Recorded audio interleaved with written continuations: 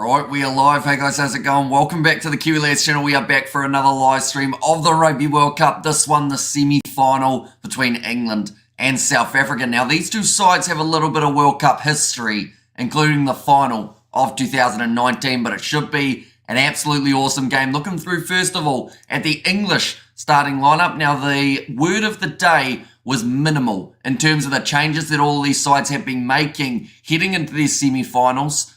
South Africa completely unchanged, 23. But for England, they make the switcher. Joe Marler at number 1. He is coming into the starting lineup rather than Ellis Genge. Jamie George will be starting at 2 and Dan Cole as the number 3. Maro Itoje at number 4. He had a fantastic game in the matchup up against the Fijians, with George Martin coming into the starting lineup at 5, with Ollie Chisholm going back to the bench. Courtney Laws at number 6, Tom Curry 7, and Ben Earl as the number 8. The loose forward trio, they should be extremely busy throughout this contest up against the South Africans, because when you look across from them, you've got Khaleesi, you've got Peter Stetotoy and Dwayne Vermeulen, all players who will want to have an absolutely outstanding game. But Laws with those long arms getting into the breakdowns, causing turnovers. Curry, of course, the first player to receive a suspension throughout the Rugby World Cup, so that is something that's,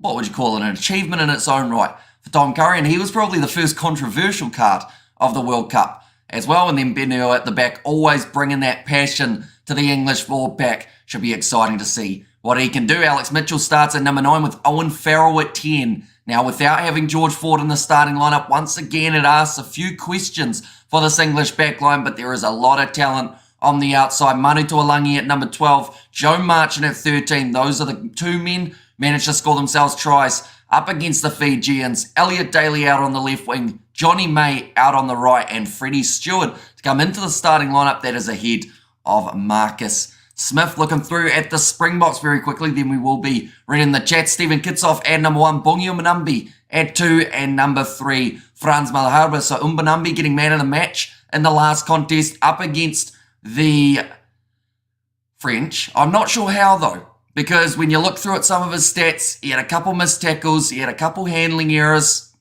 didn't really do a huge amount, Bongio Mbonambi, but still ended up with that player of the match next to his name, so he will come into this game with confidence after getting praised for that last contest. And of course, Kitsoff and Malherbe, two men who are very, very dangerous when it comes to those scrums. Should be entertaining here. Etzebeth at number 4, him versus Itoje is worth admission alone for this contest. Mostert at 5 with his line-out steals going to be crucial for the box here. Sia Khaleesi, the captain, at number 6 with Peter Stetotoy at 7. And Dwayne Vermeulen keeps his spot in the starting lineup at number 8. That is ahead of Jasper Visa. Kobus Reinach at 9 with Mani Lebok as the starting 10. So going with the young, well, the kind of young in Mani Lebok, and then the veteran in Reinach. But the combination that is a little bit less tested, I guess you could say, than the Andre Pollard and Faf de Klerk combo. They instead have them off the bench with a lot of experience later in the contest. Could be exactly what the Springboks need. Damien Dialendi and Jesse Creel in the midfield. No changes there. Even though Esterhuizen and Moody, they were waiting patiently for their chance, they are left out for this contest. Ghislaine Colby, for me, the man of the match in that last contest up against the French, having that charge down, scoring the try, having over 100 metres carried as well. Ghislaine Colby, so certainly an X-Factor player. Kutli Aronsa out on the right wing, and Damien Willemse to close out the starting lineup. That combination of Willemse and Lebok has been working perfectly for the Springboks. They score a lot of tries when those two men are out on the field. But this is a very hard game to predict. Is it going to be a low-scoring one, or are there going to be a lot of tries between these two sides? Throughout the first 20 minutes of the Rugby World Cup campaign, the Springboks have only conceded 1 try. England are yet to concede a try in their first 20 minutes. But looking through at the chat, we have got there. Nice to see you, fella. How's it goes by, says Kerr to Jimbo. Good morning, says Marius. Welcome in. ABs is no match for the Springboks, says Freedom and Truth. Well, we first need to see the Springboks win this game. Of course, they can't look too far forward. New Zealand are through to the final, but the Springboks want to make sure they are the other side that have made their way through. So do need to make sure they play a good game of rugby here, which I feel they should be able to do. At the end of the day, they have shown great form throughout this Rugby World Cup, going head-to-head, though, in this contest with the only undefeated side throughout this Rugby World Cup in the English. We have got Hamish extremely nervous, as I was last weekend, says Chris. And Box All The Way says, awkward and evening Hamish, not sure who to support. Oh well, go the refs. Says Stuart Moore and get 'em boys, says Bystander. I should actually mention, in terms of the refereeing, we have had a late change, Matthew Raynell, to come in to replace the injured assistant referee Andrew Brace. So it doesn't really change too much in terms of how this game will be refereed, just a little bit of a change near the end of the build-up. We have got the Hi Hamish Bro, says Michelle, welcome in. And we will see a good game, says Punisher. And where do you live in New Zealand? So I am in Canterbury.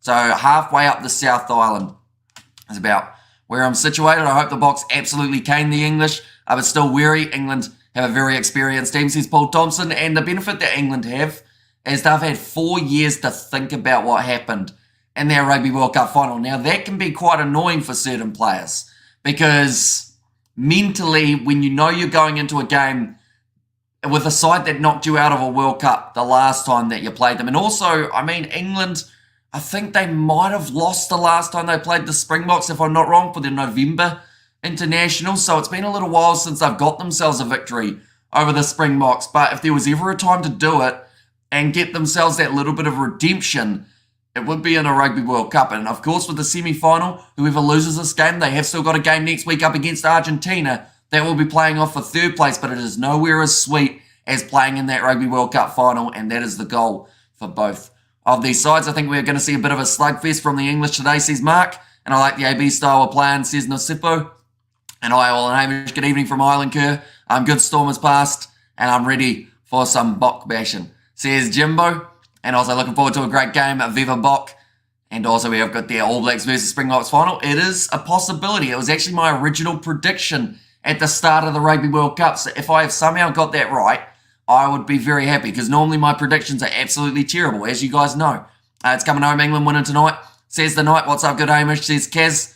Welcome in, I hope you are doing extremely well. I like pizza, says Pro Fortnighter.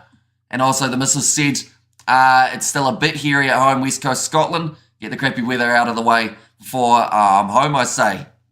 Now I'm Farrell again. Will be taking the point for England, or talking point, says the night. Well, that's the thing. They have George Ford, who is in some brilliant form at the moment for the English, yet they choose to bring in Owen Farrell, who, to be honest, throughout this Rugby World Cup hasn't lit the world on fire. He hasn't really shown why he should be the starting 10. He played decently at 12, but the problem is when you have Farrell and Tuolangi in the midfield, you're lacking that real speed, which you get from Joe Marchand, which is why their midfield combo, I believe, is perfect at the moment with Tuolangi and Marchand. But I don't think Farrell should be in the starting side. I feel like having him come off the bench later on in the game might actually be a better play for the English. South Africa wiped out the English cricket team today as well, says Ockert. And also we have got there Go the Bok, says Emmanuel and Hamish, neat haircut without the headies with your old man. Enjoyed the post, says Bystander. And also what's good, Hamish, says Kaz. And then tell you what, this is going to be a great game of rugby. I'm predicting it now. If this game is not great, I will be very annoyed. Because at the end of the day, these two sides stylistically, when they match up, should be able to put on an absolutely awesome show. Good evening / morning, Go the Bok. I shut these entitled ninnies up for a few years more, says Jack. And also NPC final, terrific. UPC games keep me busy. And also Kiwi Samoa, wow. Now Rugby World Cup, what a day, says Peter Wild. Yeah, there is so much sport on at the moment throughout this 24 hours. There's also UFC on a little bit later on if you are a combat sports fan. So there's just something for everyone, to be honest, throughout the 24 hours of sport. We have got Let's Hope for Fair Refereeing. Otherwise, go I'm a Bok, says Roz. And also, who does your mum think will win? I think my mum thinks the Springboks win this game, but at the end of the day, I think that both of these sides are more than capable of walking away with the victory here, and that is what makes this game so intriguing. Now, Bok, they do come in as heavy favourites, of course, and looking at the way that the odds are sitting, it's understandable because of what they've been able to do throughout this Rugby World Cup campaign, but like I mentioned, they're going up against an English side that are yet to have themselves a defeat throughout the Rugby World Cup. So the fact that England are sitting 5 wins from 5, come in as $5 underdog, that just tells you how dangerous the Springboks side is. The fact that they are $1.16 favourites, they have only had the one loss throughout their Rugby World Cup campaign. I should mention it was to the Irish, beating France in the quarterfinals for their last contest. That was a thrilling contest going right down to the wire, but we got 2 Teams confirmed. Argentina, they are going to be playing off for 3rd and 4th. New Zealand, they have made their way through to the Rugby World Cup final. Now, we are covering both of those games on the channel as well, ladies and gentlemen. So if you are new, be sure to leave a like and subscribe, of course. At the moment, I should mention as well, hopefully the stream is running smoothly. I've had to buy a whole heap of data on my phone because our internet is completely out. So I am kind of hotspotting to my computer. So hopefully everything runs smoothly. But I do have to say it's going to be the most expensive stream we have ever run on the channel. But hopefully it all goes well. This game will be won or lost at the breakdown, says Jacques Smith. And that is something that the Springboks, in their game up against France, they had moments of getting in there, really fighting for the ball. I have to say Eben Etzebeth going to be a massive key for the Springboks in this contest. Alongside that, having Quaka Smith off the bench is just a game changer. No matter what team he's playing for, if you've got Quaka Smith at number 20, you know that there's going to be at least one turnover later on in the contest. And that takes us on to the benches, ladies and gentlemen. Theo Dan at number 16, Alice Genge, number 17, and Kyle Sinclair slotting in as the number 18. Ollie Chisholm at 19, so he was in the starting lineup last week, finds himself coming off the bench for this one. Also actually scored the first try of the match up against the Samoans, if I am correct with that statement. Billy Vunipola at 20.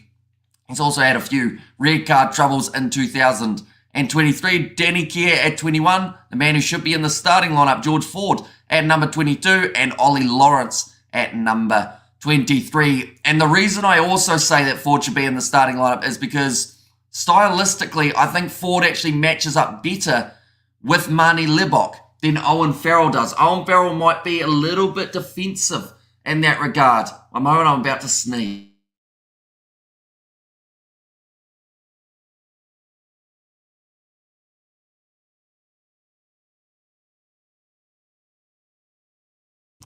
We are back. Press the wrong button. Got rid of the animation rather than unmuting myself. But yeah, the reason I say that is because I think that Owen Farrell versus Andre Pollard makes a lot more sense later on in the game. So that makes me wonder, does George Ford even get a chance? Is he going to become the Damien McKenzie of England? How the coach doesn't give him that crack until in a game where it should be either absolutely won or they are in a game where there's no chance of winning, so they just don't give him that crack.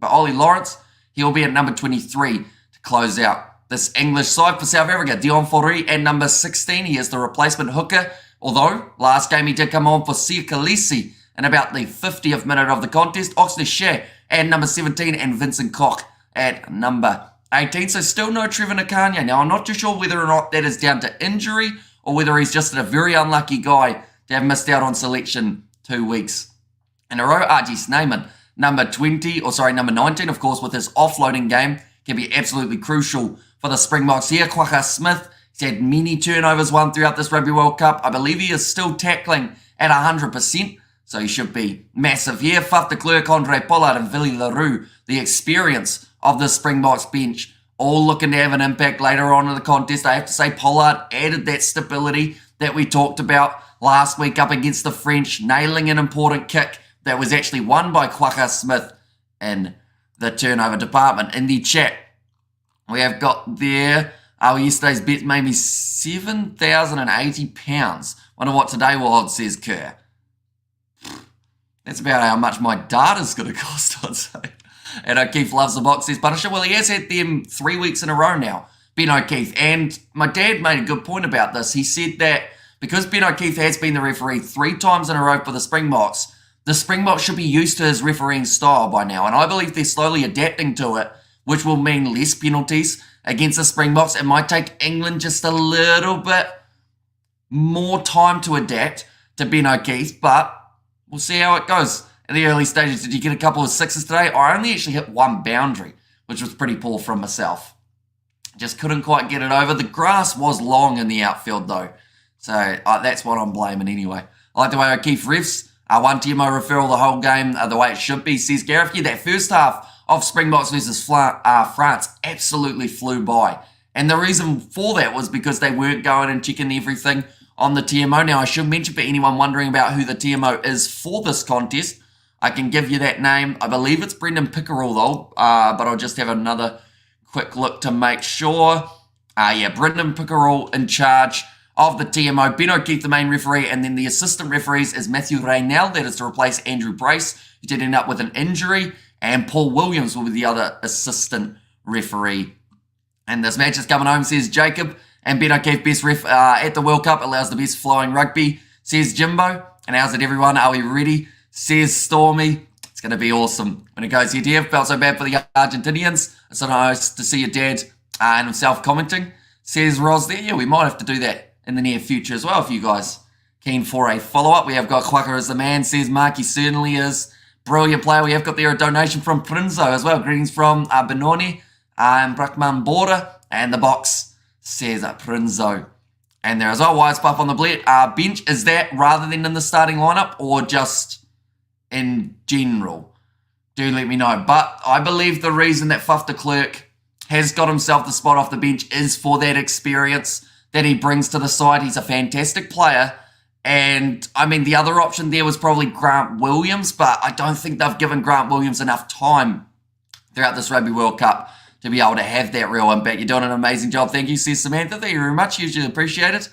And also, hi, Hamish. Where are you broadcasting from, says Gert. So I am from the South Island of New Zealand, about halfway up. So normally South Canterbury, best way of describing it. But if you don't know where that is, halfway in between Christchurch and Dunedin. You're a legend. Thanks for doing this, says Nicole J. No worries at all. And also we have got there in the chat, I am Shy Peep, says Tanya, welcome in. And Ford will come in later. Drop goals will win, says Goldberg. And Hamish, have you got any aspirations to go and work for the big boys of sports media? I think I could, because I think you would nail it, bro. Says Mark, I'll be honest, I've always said that the thing that makes these live streams so much fun is because I get to talk to you guys all throughout them. So I don't think it would be the same if I didn't get the chance to be able to talk to you guys all throughout the games as well, if that makes sense. Like the broadcasting side of it would be enjoyable, but I think what makes these so much better is because we get to talk to so many people from all around the world and just get to pretty much chat about rugby. It's a pretty awesome thing to do. Hamish going to have 11k peeps tuning in during peak today. Says Denzel, we have to stay positive. South Africa must put the pressure from the first minute, push down their authority. Yeah, that's the thing. South Africa will know that they want to start this match fast and just keep on building into it because there is a chance that we see a relatively early try. I mentioned England have not conceded a try throughout the first 20 minutes of any of their Rugby World Cup fixtures thus far, but there is a chance that changes depending on how this matchup does go because, I mean, we saw South Africa score 3 tries in their first 20 minutes up against the French, so a complete change of what we have seen in some of the past games. Morning, bro, watching from Samoa, says Patti, welcome in, mate. And also we have got there, can be funny sometimes trying to milk that penalty ref. And no boys go into that yard, says Tuta, and I hope the Springboks win to set the stage for one of the most meaningful finals in World Cup history, says Kurt. Of course, it would be a rematch of 1995. There's a lot on the line for this match because we also have to remember earlier on, Rugby Championship, we saw the All Blacks pull off the victory. Rugby World Cup warm-up game, we saw the Springboks get the victory. And back then I actually painted the picture and I said, imagine if the decider between those two sides for 2023 is in a Rugby World Cup final. It doesn't get much bigger than that when you talk about redemption, when you talk about being able to write history. And yeah, World Cup finals exactly where you can do it. Your prediction, Hamish, says Creo. I see this as a close game, but I believe I back the Springboks to win 30 points to 22 in the end. I think it's going to be relatively high scoring, even though these two sides might go for that gritty, grindy approach. I think that the early attack from the Springboks is going to be what sets them apart throughout this 80 minutes. Greetings, everyone. Hey, Hamish, says John. Welcome in, mate. An afternoon. Hoping you are well. Says, it was there from Yvonne. And Hamish, buy another suit with the donations. Keep up the good commentary, says Freedom and Truth. Unfortunately for this live stream, any money that we make off it will have to go straight back into the data that I'm currently paying for to run the stream. Unfortunately, my Wi-Fi was out about 15 minutes before the game. So the data, I'm doing it as a hotspot through my phone, and it's going to be an expensive one. But we weren't going to be missing this game, even if we had no Wi-Fi. So we are still here, ready to go. So if you do want to help pay for the data, ladies and gentlemen, be sure to hit that subscribe button, and also be sure to send some super stickers through to the channel. We have got there in the chat, hi mods, says Mark, and also I think South Africa will win by 10 points, says Go Travel Planner. Okay, so a little bit similar to myself. I do apologise if I've missed any messages up a little bit further as well, ladies and gentlemen. The chat is going extremely quick at the moment. Watch your Hamish. I hope you are well. This is a big one for us in England. It just might be closer than we think, although I think the Bok will win, says Darren Smith. And other boys playing in their pretty little pastel outfits or with their real colours, says Peter. I'm not actually too sure yet. I assume England will be in the white. And then alongside that, it is going to be... I think the Boks will be in their green and gold, won't they? Surely, for this contest. At the end of the day, she's a semi-final, and the two colours do not clash, so I feel like that's the perfect time for them both to be wearing their home kit. And also, we'll get there what would the cost for the data be, says Dylan. To be honest, I'm not too sure. I know that it will probably end up boosting quite high in terms of, I think since starting this live stream, we've used up about 2 gigabytes, which is a hefty chunk. But hopefully it's all right. Yeah, somewhere around there. Claim it back from the Wi-Fi provider. I've had to do that a couple of times, says Kerr. And also we've got there, we will win. Then want to hear that a monkey word, that friend in our player, says Hating. And also I appreciate your honesty, mate. And also we have got there Springboks by 10, and Owen Farrell is a dirty player. I think he could be the problem in the English lineup. I'll be honest. Like, he is one of those players that when you look through at the starting lineup, yes, there's quite a few inexperienced guys in there. You look at George Martin, you look at some of those other guys. Ben Earl hasn't had a huge amount of starts, actually only started in the lineup, I believe, about 3 or 4 times throughout his career, and that's mainly been in this Rugby World Cup. But you look through at Farrell at 10, and you just wonder, is that going to be the gap that the Springboks try and exploit? Because I have a feeling that Damien Dialendi is going to run straight at Owen Farrell every day of the week.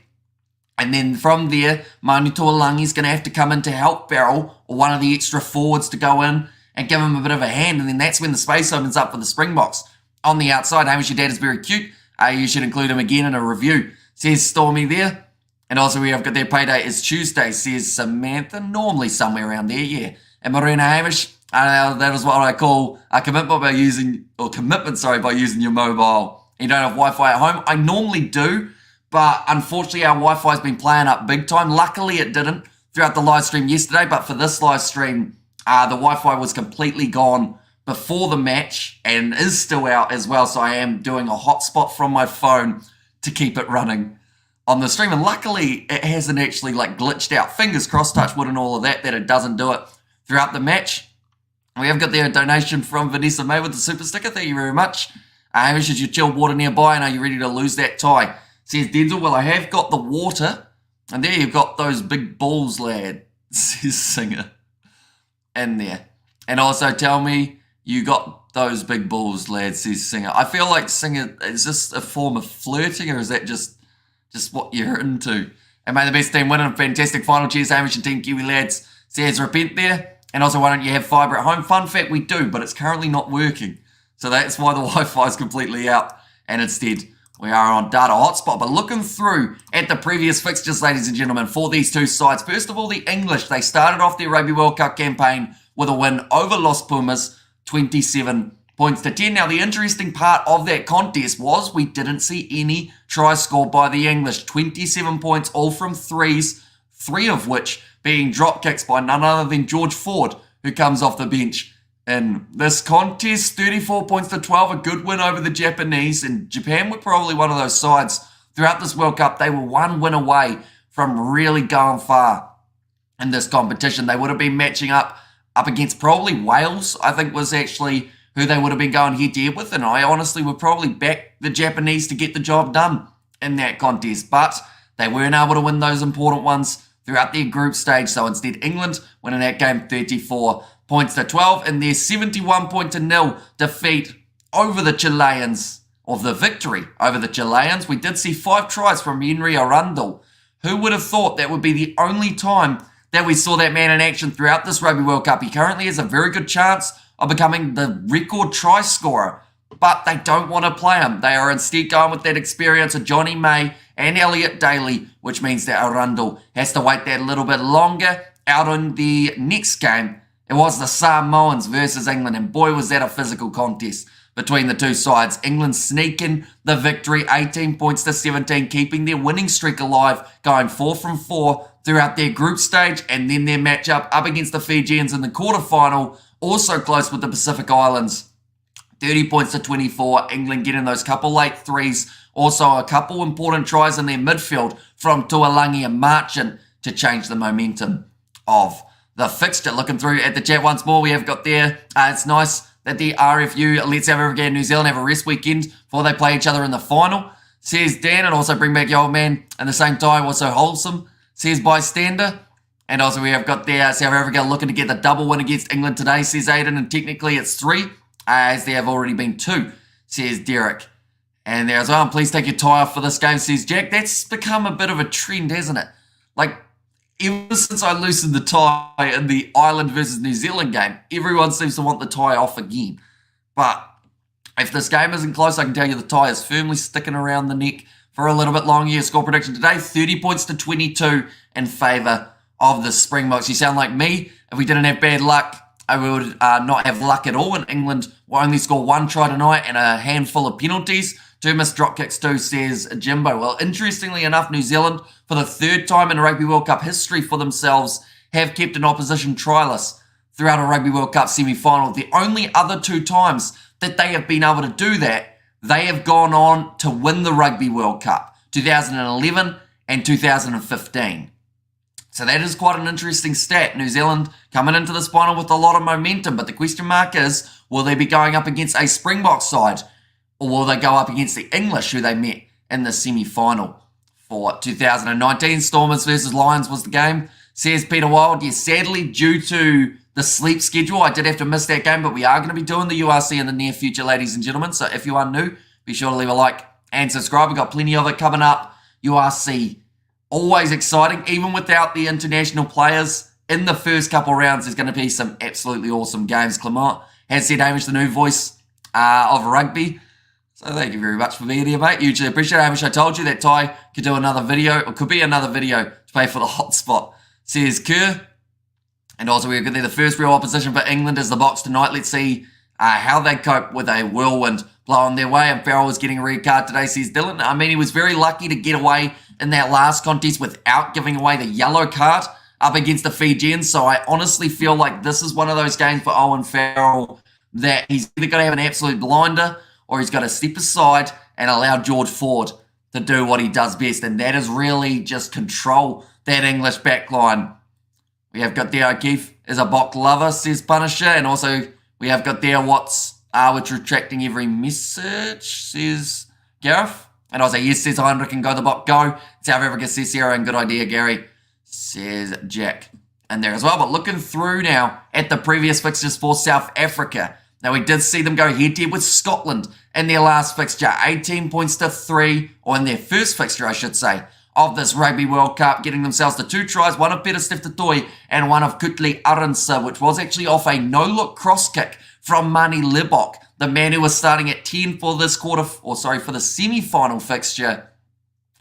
I feel like he's a dangerous player, Mani Libok, and that is why they have decided to stick with him. Rather than going with Andre Pollard, they want to go with that more attacking threat early alongside Reinach, and then from there, really have that stability near the end of the game once those two have emptied the gas tank, put everything into it. They've got a brilliant backline, the Springboks, and that was showcased in their game up against the Romanians, making quite a few changes, having Andre Esterhazen, Kanan Moody, Damian Valimza, Kobus Reinach in the back, or out on the wings. They actually had one of their halfbacks, Grant Williams, and they did win that game 76 points to 0 in a rainy conditioned game for Pool B. Then their next game was up against the Irish. Now that is the lone loss for the Springboks throughout this Rugby World Cup competition, but the good news for the Springboks is the fact that they have lost a game in a World Cup before. 2019, perfect example, and they went on to win the whole thing. So it does not mean they are down and out. They have made it further than the Irish, who were able to beat them. Of course, Ireland getting defeated by New Zealand in the quarterfinals. Then their game up against the Tongans, it was a little bit more one-sided than some anticipated, although Tonga still put in a pretty good fight. I remember Ben Tamefuna was an absolute beast throughout that contest. 49 points to 19, almost bringing up the half century for the Springboks there. And then their game up against France went down to the wire. In the end, it was only a charge down from Cheslin Colby that made the difference. 29 points to 28. So both of these sides, they've had narrow wins, and they have also had some slightly more one-sided games, depending on who they are playing. But overall, it's going to be a great game when they both go head-to-head. Hope South Africa kick y'all's asses for cheating Samoa with the TMO on your side from your country. And also we get the South Africa Cicero and also Bok doing a full facial de-identification all over the box or the English today, mates, says Fully Husk. And also, which team is easier for the All Blacks in the final? I feel like at this stage of the competition, there is no easy side. Feel like overall the All Blacks, they'll want to play the Springboks in the final, I feel anyway, although there's also that side of things, which is England. They beat them in the semi-final in 2019. Since then, the two sides have drawn once. That is the only time we have seen England versus New Zealand, so perhaps that is the redemption story that New Zealand want. But I feel in terms of wanting to beat the best, they will want to go head-to-head with the Springboks. Okay, there my prediction. 3 converted tries, 1 converted or unconverted, 1 penalty for 29 points to the 12 to the box, says Hines. And truly speaking, I don't rule out England. Bok delay the ball handling sometimes. They nearly killed me when they were playing with France, says Nosipu. And also TAB bets ready. Well, I do not have any on, but I do know that England come in as heavy underdogs for this contest, sitting at around that $5, which is actually more than any of the quarterfinalist underdogs were. South Africa have a lot to lose. That's why they will win, says Herschel. And come on, boys, stiff upper lip. Little South Africa, no match for the Englishmen, says Easy Ollie. I don't know about that. I feel like South Africa have certainly shown why they are contenders in this Rugby World Cup. What did you think about Cheika complaining about the ref last night? I mean, when you lose by 40 points or so, the referee can only do so much for you, can't he? Like, worst comes to worst, if there were 1 or 2 bad decisions, you might have got 1 or 2 more tries.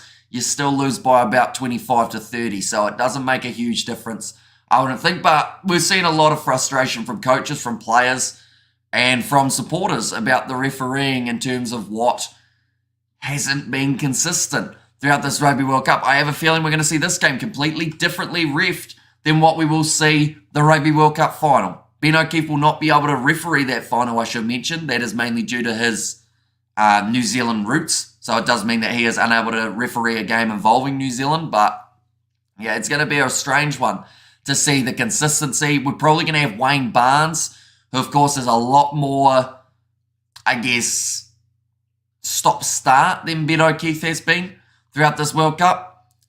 We have got there, when will it start? It is less than an hour away, so 57 minutes till the start of this game, which does still sound like a little while, of course, but we have got plenty more build-up to look through for this contest. So anyone who is new to that channel, be sure to leave a like. And of course, hit that subscribe button. The rivalry between the Bockies is too big, in my opinion. They want South Africa in the finale, said Lord Inquisitor. And do England actually have a chance here? Honestly, any side has a chance in this Rugby World Cup, definitely up till this point. Now, of course, that last game between Argentina and New Zealand, not a very good representation of the semi-finals, mainly because it was a hugely one-sided affair. But any side who have made it this far, you just need one good game for 80 minutes. That is the difference maker. We have got to ask the question, how did O'Keefe land the South African game again? Second week going, third week going, in fact. He has had the last 3 Springbok games.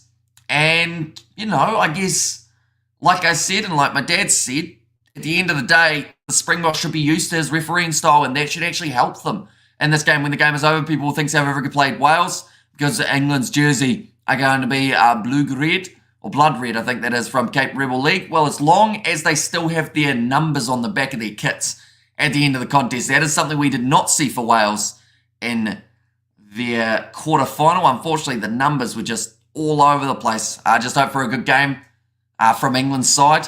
And also, how does little South Africa deal with the might of the Englishmen? I think they just play their natural game of rugby. They'll match up quite well stylistically with the English. And also, if the English win, Barnes is out, says Kurt. That is true. So more than likely, we will see Ben O'Keefe officiating the third place playoff game, and then probably Wayne Barnes officiating the World Cup final. We have got there, I don't know, is England going to win? Says Kyle. And also we have got there, who wants to win the game more? Says Amelia. Well, that's the thing. The Springboks have shown time and time again how deep they're willing to dig to get themselves a victory. Although England, I'll be honest, they're a little bit of that dark horse in the competition because we don't know what they're going to be able to do when they play their best game of rugby.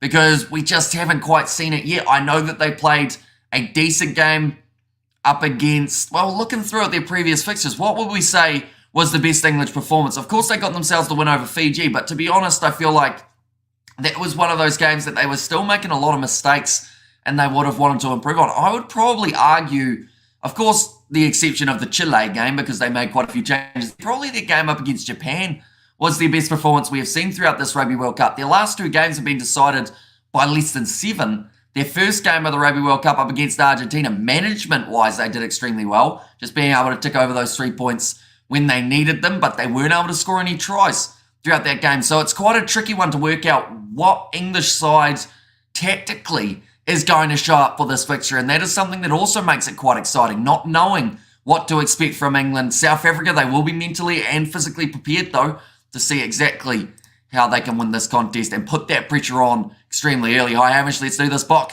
says Candice.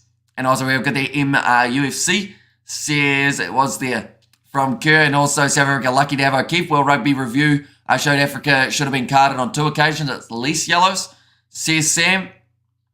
And also we have got there, who's your favourite player, says Aiden. Out of all the players on the field for this match, I mean, Eben Etzebeth is always an awesome one to watch, mainly because of just the fact that he'll go out there, he'll put the body on the line, he will throw himself around for the sake of his team. Kurtley Arendse and Cheslin Colby, I think, are 2 very handy players out on the wing as well for the Springboks, and I think Cheslin Colby, he's shown exactly why he should be starting. And no way am I going to let my wife see you in that suit and tie, Hamish. Says Sam, morning team. Out of the cricket go yesterday, bro. Get the W, says Chodan. We did record the whole match. Fun fact, we did have the GoPro on the helmet cam and then also an umpire cam throughout it. So we will hopefully have a video out within the next couple months, just because I'm pretty slow with the recording, but we went all right. I will say that. Can we discuss that if the World Rugby actually have called out Ben O'Keefe's errors when officiating, does that out him under more pressure tonight to be on it? Says Ken, I honestly think no, because the amount of times that referees throughout this Rugby World Cup have been criticised and ridiculed is insane. But then that's because of the lack of consistency. We have seen one referee will see one thing one way, another referee will see it another. And the thing is, that's all well and good, but then the law book has it written in a different way than both of those referees sees it. So, yeah, it's all down to interpretation at the moment of the law, and sometimes they get it right, sometimes they get it wrong, but at the end of the day, they're only human. There are going to be mistakes made, and you've still got time outside of those errors of a referee to be able to get yourself a win, if that makes sense. Like, there's still plenty of time to be able to walk away with a victory. It's just all about getting it right. And I feel like both of these sides, they will want to get it right early, be disciplined. We have only seen, I believe, we've seen no yellow cards from England throughout this Rugby World Cup, ladies and gentlemen. I was looking through at the stats earlier on and I saw 19 teams had been listed with a yellow, and I don't think England was one of them. Now, that could be very wrong. The rest have been a joke in my opinion, says Fianchara. Yeah, it's been nowhere near consistent enough, and that was the talking point of this Rugby World Cup going into it. It was the concern that a lot of people had, and it was probably a fair enough concern because we have seen how much of an impact referees can have on the game. But like I said, you still got time outside of it to be able to get yourself a possible victory. Manchester United Football Club, the train passes the ground, Old Trafford, en route. I've taken a few times, and all referees at Springbok supporters says, Kyle, I wouldn't guarantee that, because we've also had the scenario of, depending on the referee and depending on the scenario, I think every single team in this World Cup has felt like the refs are against them, which is not good in terms of having it as consistency. Hey, we should make a video. Where'd that go? That went way up. Where you choose your dream team of players from all around the world, says Jack. It's an idea. It would be very tricky to pick. I think I'm going to be doing a British and Irish lineup or the British and Irish Lions lineup after this World Cup is over in terms of who I would select early on for that next Lions tour. And hey, Mark, did you tag my name? Teach me how. Should I use the @ sign? Says Aiden, and they show on the game on the stream. Sadly, due to licensing, any match footage or audio would get us taken straight off YouTube, but we are going to be doing the commentary all throughout the game, letting you know exactly what is happening out there on the field, all the stats, everything along those lines, to let you know exactly what has taken place. 143 in the last 10 overs. South Africa scores, and what's up? Says Namusa, welcome in, mate. If you are doing extremely well, and go the Bokke and the Springboks, says Colleen. And there as well. But do let me know, ladies and gentlemen, your score predictions. I feel like we have asked that a little bit later than we normally would, but I am curious, who do you guys think will be walking away with the victory, and what margin do you see them winning by? Hamish, in my opinion, Armush Kelly should get the final next week. He deserves it more than anyone. He's the most consistent, says Kian, although I just don't see them doing it.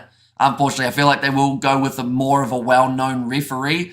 The Sevens made that mistake, how they went with a young, inexperienced referee, even though I'm not saying that he is inexperienced, but they went with a guy who was less well-known. He hadn't had a lot of caps under his belt, and then in the pressure scenario of that final, it ended up going wrong. I like the vid, guys, so YouTube can recommend the video to others. Says Justin, yeah, anyone who hasn't already, be sure to hit that subscribe button. Also, be sure to leave a like on this live stream. Looking at our subscribers at the moment, in terms of a goal by the end of this live stream, I would say we will be aiming for 42,000. So if you do want to help us get that a little bit closer, be sure to hit that subscribe button. We have got there 18-15 in favour of the English. And more serious note, so sad, or yes, sad to hear about Sir Bobby, legendary gentleman, says Kerr.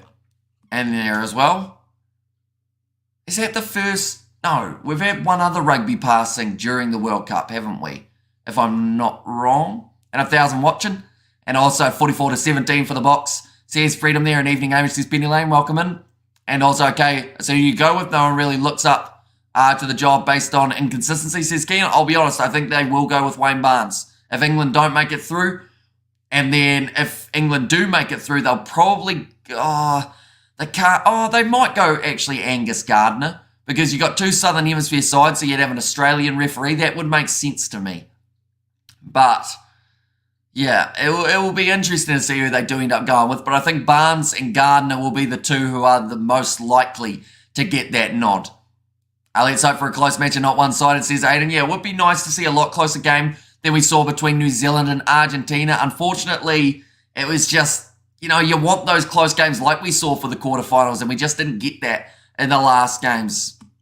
Anyone wondering about those quarterfinals, by the way, these are the way that they did sit. It was actually Argentina who had the more one-sided game up against the Welsh, winning it by 12, but they are actually the side that got knocked out of the Rugby World Cup in their contest up against New Zealand, but South Africa winning their game by 1 up against France, England winning their game by 6 up against the Fijians. But in terms of who has more momentum heading into this fixture, England are on an undefeated streak, 5 wins from 5. South Africa, they have beaten some top caliber opposition throughout this Rugby World Cup, including the host nations. So it's a hard one to pick, but I think the Boks probably have just that little bit more momentum as we head towards this semi-final. But looking through at what is to come, ladies and gentlemen, as you can see, $5 underdogs for the English in this contest. I should also mention the game is not 10 hours away. That is just when I did take the screenshot. But Ireland, they are knocked out. France, they are knocked out. So 2 of the sides in the top 4 have already gone home. Now, the significance of that is if England can pull off the upset here, they will leapfrog France on the Rugby World Cup rankings, or just the rugby rankings in general. So there's a lot on the line for the English, and if they can somehow get themselves a World Cup win, of course, we're all saying hypothetical here, but they would actually probably move up to about 2 or 1 in the world after those last 2 games of the World Cup. Now, Argentina, they were defeated by New Zealand, but New Zealand, they will keep in rank number 2 for the world rankings. Still in first is the Springboks, but of course, depending on this game, will depend if that changes before the end of the World Cup. Now, New Zealand, that is the final on Sunday morning New Zealand time. Now, that will be 9 p.m. South African time on the Saturday night. So the perfect time for a braai, if you ask me. And then on Friday night, it will be Argentina versus the team that is defeated in this contest, which we are still yet to find out. But in 45 minutes' time, we will know exactly who that team will be. Barnes will put on the pressure. Says, truth will hurt you. Angus Gardner. That won't go well at all, says Kian. And also, Hamish, thanks for your commitment with the commentary. Tonight, or today, it will be Springboks by 12. And also, there should be a fine encounter. However, sometimes in the quarters and the semis, the test can be disappointing. We've been fortunate so far in 2023, and let's hope it's no exception tonight. My vote is for South Africa, says Stephen. Well, that's a good point, because the New Zealanders in their last game up against Argentina, it was the second most one-sided semi-final that New Zealand have ever played in. In fact, it might even be that any side has ever played in. So it would have been nice to see them a lot more close, and I feel like that is why the 2 quarter-final games that we saw for New Zealand, Ireland, and France, South Africa, that is what people actually wanted to see as the semi-finals in the Rugby World Cup. But they have mentioned already that they got the draw very wrong. They announced it way too early, and that next World Cup they are going to try and improve that, make sure that they get it right rather than going as quickly as they can. Weather looks like it's wet, and also we have the bot fans everywhere, says Vanessa May. And I have to say, a rainy condition game. Oh, who do we feel that benefits, ladies and gents? Springboks or England? Be sure to put it in the chat and why. I think that England won't mind it because that will slow the game down that little bit more. But saying that, the Springboks, normally when they start getting their set piece firing and they're able to build those phases, that is when they can be dangerous. Gloria said we would be able to watch the live show here. Sadly, due to licensing, any match footage or audio would get us taken straight off YouTube. But I will mention the game will be live on Rugby Pass TV, I believe, is an option. Also, SABC should have the game for this matchup. And also, it should be able to post a link to Rankings Calculator. Says Kurt, that is true because you are a moderator. I think you have got the permission to do so. And thanks, Alan Anderson. I will still love you though. And also, how many GB are we at now for the stream? Says Kerr. How many GB? GB. I should know what that means. GB. What does GB mean, Kerr? All I can think of is Great Britain, but that is not the case here. But anyone who is new, of course, be sure to leave a like and subscribe. I'll donate next week. I want to get my benefit money, says Singer. Although I always say it, you guys just being here is all of the donation we need. Just be sure to stick around. At the end of the day, we are here for all of the Rugby World Cup. Sure to leave a like and subscribe if you are enjoying. We are here for the URC as well. The 7 circuit is coming back extremely soon, so we're going to be covering that on the channel as well. Giant balls, says Kerr there, for what it stands for. Oh, yeah, how many gigabyte? I just realised that's to do with the data, isn't it? I was a bit slow, Kerr, but someone had to help me out in that regard. So, at the moment, for our usage on this live stream, we are sitting at 2.3 gigabytes. That's not too bad overall. Like, that's probably relatively reasonable. We have got the Springboks is winning.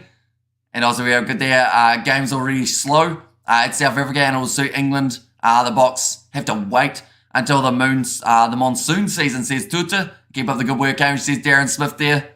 And also, the world does not deserve you, Hamish, says Dylan. I mean, at the end of the day, though, I always say, on these live streams, like, if it was just me commentating, they wouldn't be as fun. At the end of the day, the thing that makes these live streams is you guys in the chat. And the fact that you guys come back each and every week is just hugely appreciated. You guys have made the World Cup so much fun, and we're going to be continuing the party afterwards. The URC just around the corner, like I mentioned. Then we get almost back into the Six Nations and everything along those lines in February. And we have also got there, love the channel, mate. You guys are doing a great job, says Israel. Thank you very much, mate. I know you're streaming the rugby tonight, says Sunny. Unfortunately, due to licensing, any match footage or audio will get you taken straight off YouTube. Now, I believe YouTube overall, you won't be able to find an option for it. And also, we're going to be looking at the Egg Chasers video.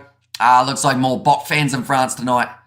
And it's like someone played the Uno reverse card in this World Cup. England and New Zealand 2019 into the England South Africa final. To the reverse here, says Kian. Just showing Aaron Smith scoring that try up against Argentina. Of course, we saw a lot of tries for New Zealand. I don't see as many tries being scored in this contest. And thank you, where can you stream it? So your best option is if you go onto the Rugby World Cup website, there will be a tab called Where to Watch. And then from there, you can go into there and then you'll see exactly where you can watch depending on where you are in the world. We have got a gifted membership from Jimmo of the 5. Thank you very much, Jimmo. Hugely appreciated. We've got a Kerr donation as well.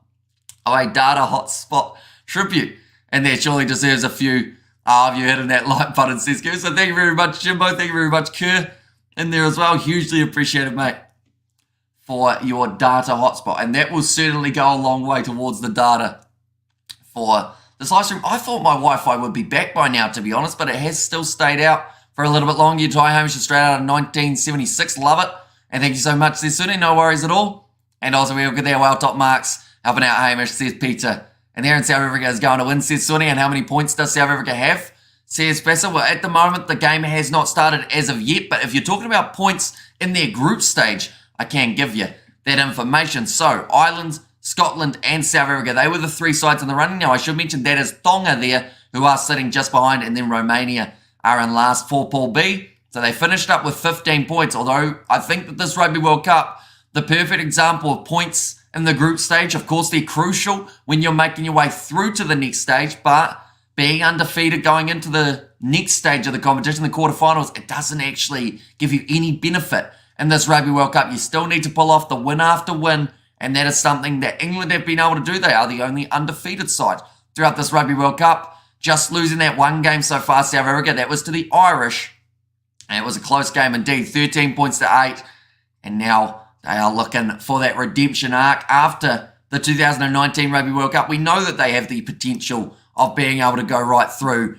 We have got the donation from Dylan as well for data. Thank you very much, mate. Greatly appreciated as well. Geez, I'm going to be able to get extra data at this rate, aren't I? And we have got their England may score first with a penalty. Important that both teams' goal kickers have their kicking boots on. A closer game, perhaps, than many would think. It's South Africa watching live in Bahrain, says Dali. And their side is greatly appreciated you being here as well. I'm much less concerned about England's chances than I am Sir Clive's traditional runny nose. Give that man a tissue, says Robert. And also, I don't have money right now. I would have donated, says Cole. It's all good as long as you are here watching. That is the main thing, and it is greatly appreciated you all tuning in. Do let me know, in fact, before we get into this Rugby World Cup matchup, whereabouts is everyone watching from? We've seen quite a few people popping in from different continents, which is absolutely awesome. This will be a walk in the park for England, that easy final versus New Zealand. Might as well just hand the cup over now, says Big Dave. Although, I guess I'd love to know more information, of course, Big Dave, because you've said walk in the park. So what about this game, I guess stylistically, do you feel will be so easy for the English? Because when these sides have matched up in the past, it's been relatively close, and then South Africa, normally the side that get themselves the victory. So do let me know. What do you think it is at the moment that's got the edge for the English? Because to be honest, I think that they got the selection wrong. I think that Owen Farrell shouldn't be in the starting lineup. Instead, they should have gone with the informed George Ford, as he will not cost them a red card throughout this contest. And a Kiwi watching from Hobart, South Africa, in there as well, says Vitamin Green, as well as it was Theodorus in England, says Darren Smith in South Africa. All you have to do is keep your kids with you. Even dogs will run like hell when they see the kids, says Jack. And Alan from South Africa, Pretoria in South Africa from Tanya. And also in Vietnam, but I'm South African, says Freedom and Truth. And go to the box, Estonia, says Adam. That might be the first person from Estonia that we've had, which is quite awesome. The undefeated side will be beaten today, says Aiden. And which country are you from? I'm from New Zealand. So it is currently 7:23 a.m. So it's a decent time to start. Of course, we started at 6:30 a.m. New Zealand time, but that is stock standard for the Rugby World Cup. Ladies and gentlemen, anyone wondering about the starting lineups for these two sides? Joe Marler is coming in at number 1. That is to replace Ellis Genge, who does find himself coming off the bench in this match rather than having the start. Of course, Marler having the impact off the bench last week in the game up against the Fijians, putting that little bit of extra pressure onto the Fijian replacement, Masaki Donge. Jamie George and number 2, the Gallagher Premiership, well and truly in the swing of things. Great player for Saracens, got a lot of rolling maul tries. I'm not sure whether or not that will be the tactic from the English in this contest. I believe they will try and create scoreboard pressure, getting the 3-pointers when available. But it's the question of whether or not the Springboks can score more times while England are tapping over those threes. Dan Cole and number 3 close out the front row. Maro Toje and number 4 with George Martin coming in as the number 5. So that is a change. Ollie Chisholm was in the starting lineup last week, now gets himself the spot off the bench. And those are really, in terms of the changes that England have made, apart from fullback, of course, those are the only real changes. The fact that they have made a little bit of rotation in their side for the semi-final. Courtney Laws at number 6. He has had captaincy throughout this Rugby World Cup up until, of course, Owen Farrell returned to take that off him. Tom Curry at number 7, and then Ben Earl at number 8. He's always fired up. He's going head-to-head with Dwayne Vermeulen, so you have to make sure he's on his A-game today and working hard in the breakdown. Alex Mitchell at number 9 with Owen Farrell as the starting 10 rather than George Ford, who comes off the bench for the later stages of this contest. Manu Tuolangi and Joe Marchant, the midfield combination for England. Both men getting themselves tries And the last contest up against Fiji, Elliot Daly at 11, Johnny May at 14. So going with the experience ahead of the X Factor of Arundel. And then Freddie Stewart comes into the starting lineup. That is to replace Marcus Smith, who has been left out for this matchup. We have got there in the chat, we in fact have 61 messages. So I do apologise if I do end up missing any of the messages, but I will be trying my best to read as many as I can. As well, we have got there just down the road. Great job, mate. Your old man pretty on it too. Says Jack Danielson, in this match as a game of style is going to be really interesting, says Peter Wild. Exactly right. Both of these sides have got things that they do well, and they've also got things that the opposition will try and exploit throughout the 80 minutes. And that is what makes it so exciting. It's who's going to have the better tactical game, because we both know these two sides have potential of being able to win this game. Now, Springboks, they come in as heavy favourites, but England, you cannot underestimate them. At the end of the day, there is a reason they have made it to the semi-finals, some would say, because of the calibre of opposition, but also they have been able to win when they've needed to. Whether or not they've been able to make it look good while doing it is a different story. Because, I mean, their game up against Argentina, they didn't need tries. They got 9 penalties and drop kicks over, and that was all they needed. So they know how to grit and grind their way to a victory, whereas the Springboks, I think they'll go firing at them from the get-go, try and get as many early points on the board as they can to then really put on that pressure. We have to deal with this person show us the rugby match. Says Wayne, due to licensing, unfortunately we are unable to show match footage or audio, but we will be doing the commentary all throughout the contest, so be sure to stick around for that. You got to meet a nice girl, or a South African girl. You can learn to braai borders. I've got to learn how to say that, of course, first, but it's a large sausage, isn't it? So, yeah, it's been recommended to me that I should find an Afrikaans girlfriend. But to be fair, just finding a girlfriend might be a hard enough task. And Marla also had an impact at the press conference. Odd bloke, but a good bloke, says Kurt. Well, he adds something different, doesn't he? Because so many of the players nowadays are media trained to try and say exactly what they're supposed to say. Joe Marler just didn't get the memo. He missed that day of training. So he just goes out there and just says whatever he wants. And has only been almost cancelled about 4 times, which is a decent enough job from him. Who's playing? Says Bruce, so it is going to be New Zealand in the final up against the winner of this contest between England and South Africa, waiting on a donation coming in for that tie to come off, says Kerr. And as a South African, I'm kind of nervous considering what England did in the 2019 semi-final, says Anali. And also Hamish Labok, his kicking may cost South Africa when it comes down to it, but his attacking prowess might actually help them in this contest. We've got to remember, throughout the early stages of the game up against France, a side that have not conceded a huge amount of tries throughout this Rugby World Cup, they got 3 tries, the Springboks. Marnie Libok was one of the pivotal reasons for that, with the way he was able to skip past, with the way he was able to find the running options. So I think it's going to be pretty interesting to see how he goes here. And something for Hamish's rugby viewers, 2 hours of streaming, mate. Crash, bang, wallop. I reckon we overdid it with the Wi-Fi, yes, says Stephen. And also, I don't really care who wins. I just want to know who plays our boy, says Spider Meg. And also, we've got a donation from John Kerr as well. Thanks again. Sorry, I'm skipping my cars effed at the moment. But do something for your efforts. Genuinely bet thing outside, or best thing outside of the live game. Thank you very much, John Kerr. Hugely appreciated, mate, for your generosity. And of course, we are here all throughout this Rugby World Cup. We've also got the URC just around the corner that we are covering on the channel. The Sevens is coming back very soon. So yeah, it's going to be very exciting. See how it does go. Will you show us the match, says Wayne? Once again, we will only be doing the commentary for the game due to licensing. Pretty much on YouTube, you won't be able to find the option of watching the game anywhere. That is just due to the strictness that does take place when it comes to copyright in the rugby world. We have got there, show us the match, says King. Well, at the moment, the match hasn't even started, so that's something that we can't do anyway. In that regard, I can say a word in Afrikaan or South African, please, says Basil. I know Bayadanki and also Yaulikading. That's about all I know at the moment. And also we have got there, URC Stormers beat the Lions. Says bystander, South Africa don't shave and use rut. Watch out.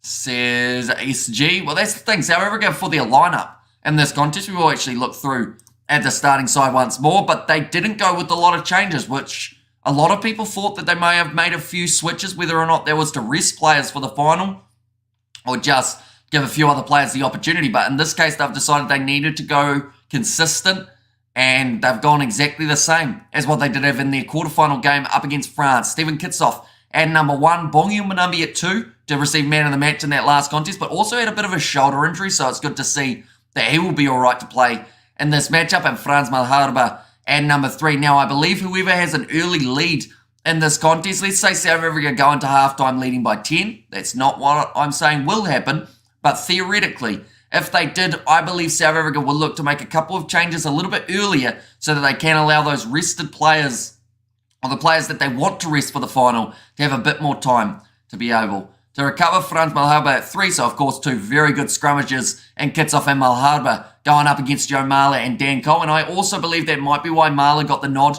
in the starting lineup to go head-to-head with Franz Malherbe ahead of Alice Gench. Eben Etzebeth at number 4. He's had a sensational Rugby World Cup thus far, and Franco Mostert will be there at number 5. He's a man who I always talk about his turnovers, ability in a line-out. I'm hoping to see that in impact or in action for this match of the semi-finals. Sia Khaleesi at number 6, he will be the captain for this fixture. Peter Steph at 7, and Dwayne Vermeulen at the number 8 jersey. Jasper Wiese waiting patiently for his opportunity. He is still waiting though, as they have decided to go with that experience of Dwayne Vermeulen here.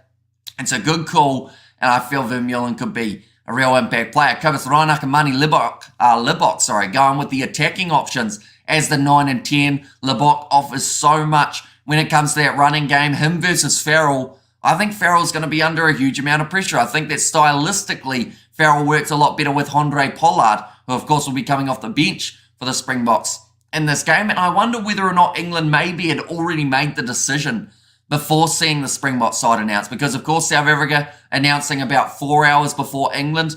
Maybe Borthwick had already decided that South Africa were going to go with Pollard, so that is why he went with Owen Farrell. But I honestly feel if they could do it again, they would probably want to have George Ford and Mani Libbok going head-to-head, just because comparing the two players, there's a lot more similarities in the way that they play compared to Owen Farrell. Damien Dielendi and Jesse Creel, they will be the midfield combination for the Springboks in this contest, the same as what they did have in the last contest. I have to say, Jesse Creel has had a sensational Rugby World Cup competition. There were a lot of talks at the start of the comp of whether or not Kane Moody would be that starting 13, and honestly, Moody, yes, he's had a couple slightly rougher games, but he still has a huge amount of potential in the future for the Springboks. Some even anticipated maybe he would move out to the wing for one of these contests in the playoff games. Cheslin Colby out on the left wing at number 11. He had a brilliant game last week up against France, getting that crucial charge down to Thomas Ramos conversion attempt, also scoring himself a try over 100 metres run. The man is on fire,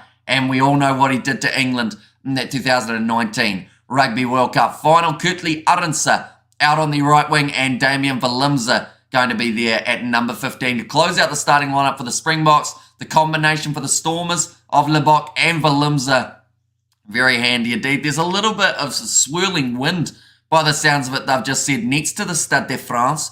So that will mean that the wind should impact this game a little bit, making kicking that little bit more challenging throughout the game. I just can't wait to see how England's forwards compete with the box forwards, says Justin there. And also, we've got that Hamish, did you get a good night's sleep? I did not know. I snuck in a few hours, though, which is more than I did anticipate, which sadly is why we did end up missing the URC contest between the Stormers and the Lions for the commentary, because I did have to try and get some sleep somewhere along the lines. We have got there, did you think that Sanzar did the draw on purpose to get rid of New Zealand and South Africa? It backfired, eh? Says Spider-Man. I think that they just really misjudged how much the Rugby World rankings would change, because when you look at the fact that the top 4 now we're all on the same side of the draw, that straight away tells you got something wrong in terms of the timing of the draw, in terms of who got to be where in that overall draw. And we have got there, get yourself an Afrikaans girl if you think you can handle her, says Jeremy. And also we have got there in the chat, come on box, says Teresa. And also there we have got when is the match going to start. So it is 25 minutes away from kickoff. So we are getting extremely close now for the start of this contest. It's going to be pretty awesome to see these two sides go head-to-head. So I will ask you the question, ladies and gentlemen. We will ask again, of course, closer to the kickoff. But first try scorer, the player in this contest who you feel will cross the try line first, who's it going to be? Do let me know. And how did you play yesterday, Hamish? Says Stormy, I didn't go too bad. We did have the GoPro on, so we are going to be hopefully getting that video up in the relatively near future. But yeah, there's still a bit of editing That will need to happen. I want England to win. I'm part Brit, 20% Kiwi, 90%. Sorry, Mum says Spotomic. And if England don't go out after this game, geez, I'll say they might win the whole lot. And Hamish, when you're in South Africa, we owe you a good braai. Says Denzel, I actually talked about it, how one day I would love to be able to get some sort of sponsored series. How I go to South Africa, go to random people's house. Well, not random people's houses, like people who have been subscribed to the channel's houses, and then like review their braai and do like 5 different places in South Africa where people have braais. And that would be quite a cool series, but yeah, that would take a lot of sponsorship to be able to do so. Awesome day for New Zealand yesterday. All Blacks, Kiwis. I got laid. Wins all round, says Pan. Oh, very lucky of yourself, Pan. And Bok Hooker first try. So you're thinking Bongi or Manumbi to score that first try. Kobus likes to score first, says Lightbringer. He does. He's actually scored first twice throughout this Rugby World Cup competition. He has a total of the 4 tries now. Our food reviews next for the Kiwi lads, says Kerr. And also Hamish Bro, what a game. Arsenal 2-0 down. With the final 15 minutes, score 2 goals against Chelsea and drawn from both sides 2-2. And Afrikaans girl, so narrow-minded, can look through, says Bruce. And also, where can I stream the game? Depending on whereabouts you are in the world, of course, will depend on your options for being able to watch this contest. But if you go onto the Rugby World Cup website, they will have a tab up the top right-hand corner, which is where to watch. Then from there, depending on where you are in the world, they will have different options of being able to watch this contest. But I do recommend checking that out, because from there you will be able to see exactly what your options are for being able to watch it. But they're currently talking to Steve Borthwick before this game does get underway. What time is kickoff, Hammy? It is in 23 minutes time, so we are getting extremely close to the start of this contest. It's starting to feel real now for this Rugby World Cup semi-final. It's a rematch of the 2019 final between England and South Africa, and there's just a real big match feel to it. I'm hoping it's a lot closer than the 44 points to 6 that we saw for New Zealand in their last contest. And big up Hamish Laird, hit the like button for our best Rugby World Cup commentary at its best, says Taffy there. And I should also mention, ladies and gentlemen, be sure to hit that subscribe button, as we are currently sitting relatively close to our goal. We are slowly closing in on it. Currently sitting 60 away from 41,300. So if you do want to help us get there before kickoff, be sure to hit that subscribe button. But looking at the odds for this game, $5 underdogs the English come in at over the South Africans, who are the favourites at $1.16. The winner of this contest will take on the All Blacks in the final of the Rugby World Cup. That will be taking place at the same time as this game is kicking off. So that is 7 days exactly in 22 minutes time, ladies and gentlemen. It sounds weird to say, seeing as about 40 or so days ago, maybe even a little bit more, we were saying we've got 48 games remaining of the Rugby World Cup, and now we are here in the playoff games 1 week away from the Rugby World Cup final. The loser of this game, it is not all done and dusted for their Rugby World Cup campaign. They will still have a game up against Argentina that will be taking place on Saturday morning, so the same time as Argentina did play the All Blacks, which is yesterday at 9 p.m. for South African viewers. And then there will also be 8 p.m. for anyone who is in the UK. We have got there in the chat, when are they going to start, says Levy. So they are about to make their way out onto the field in about, I'd say, 15 minutes time, somewhere around there, but we are getting extremely close to the start of this matchup. Hamish Bro, I support England today, says Michelle. The wine is coming out, says Dylan. And as South African, I would I'd be scared if Harry Kane came off the bench, says Ken. And also, don't be that guy that brings fish to a braai, Hamish. A chicken is a salad, says Lightbringer. And there's did you win your cricket yesterday, Hamish, says Jason. So we did get the GoPro going on that one, and we are going to have a video coming out hopefully within the next couple months, but we did. We managed to sneak the win in the end. That would be awesome, says Gulami. And also, we have got there, can't wait for the haka, says Rugby. And also that Ty wants some fish and chips, says JP. And also, hey, is Chloe on the bench for this one, says Tavarone. She is not, but I can tell you who is for the Springboks in this match. That was a perfect segue from Tavarone there. But England, Theo Dan, Ellis Genge, and Kyle Sinclair. So 2 men who have got a lot of experience in Genge and Sinclair, and then also Theo Dan, a bit of a youngster, a bit of an unknown, compared to, of course, Dion Fourie, who is going head-to-head with. He's had a huge amount of experience for the Stormers, and a few caps for the Boks along the way. Ollie Chisholm at 19, so he did start the last game for the English, but instead will be coming off the bench for this matchup. Billy Vunipola, he was there in the 2019 final. Same with Danny Kerr, same with George Ford. All three men now looking for that redemption story to be able to get that win over the South Africans in a semi-final. Ollie Lawrence at number 23 got a lot of power. So later on in the contest, I feel like when you look through at 23 for England and you look through at 23 for the South Africans, definitely Ollie Lawrence has that power advantage.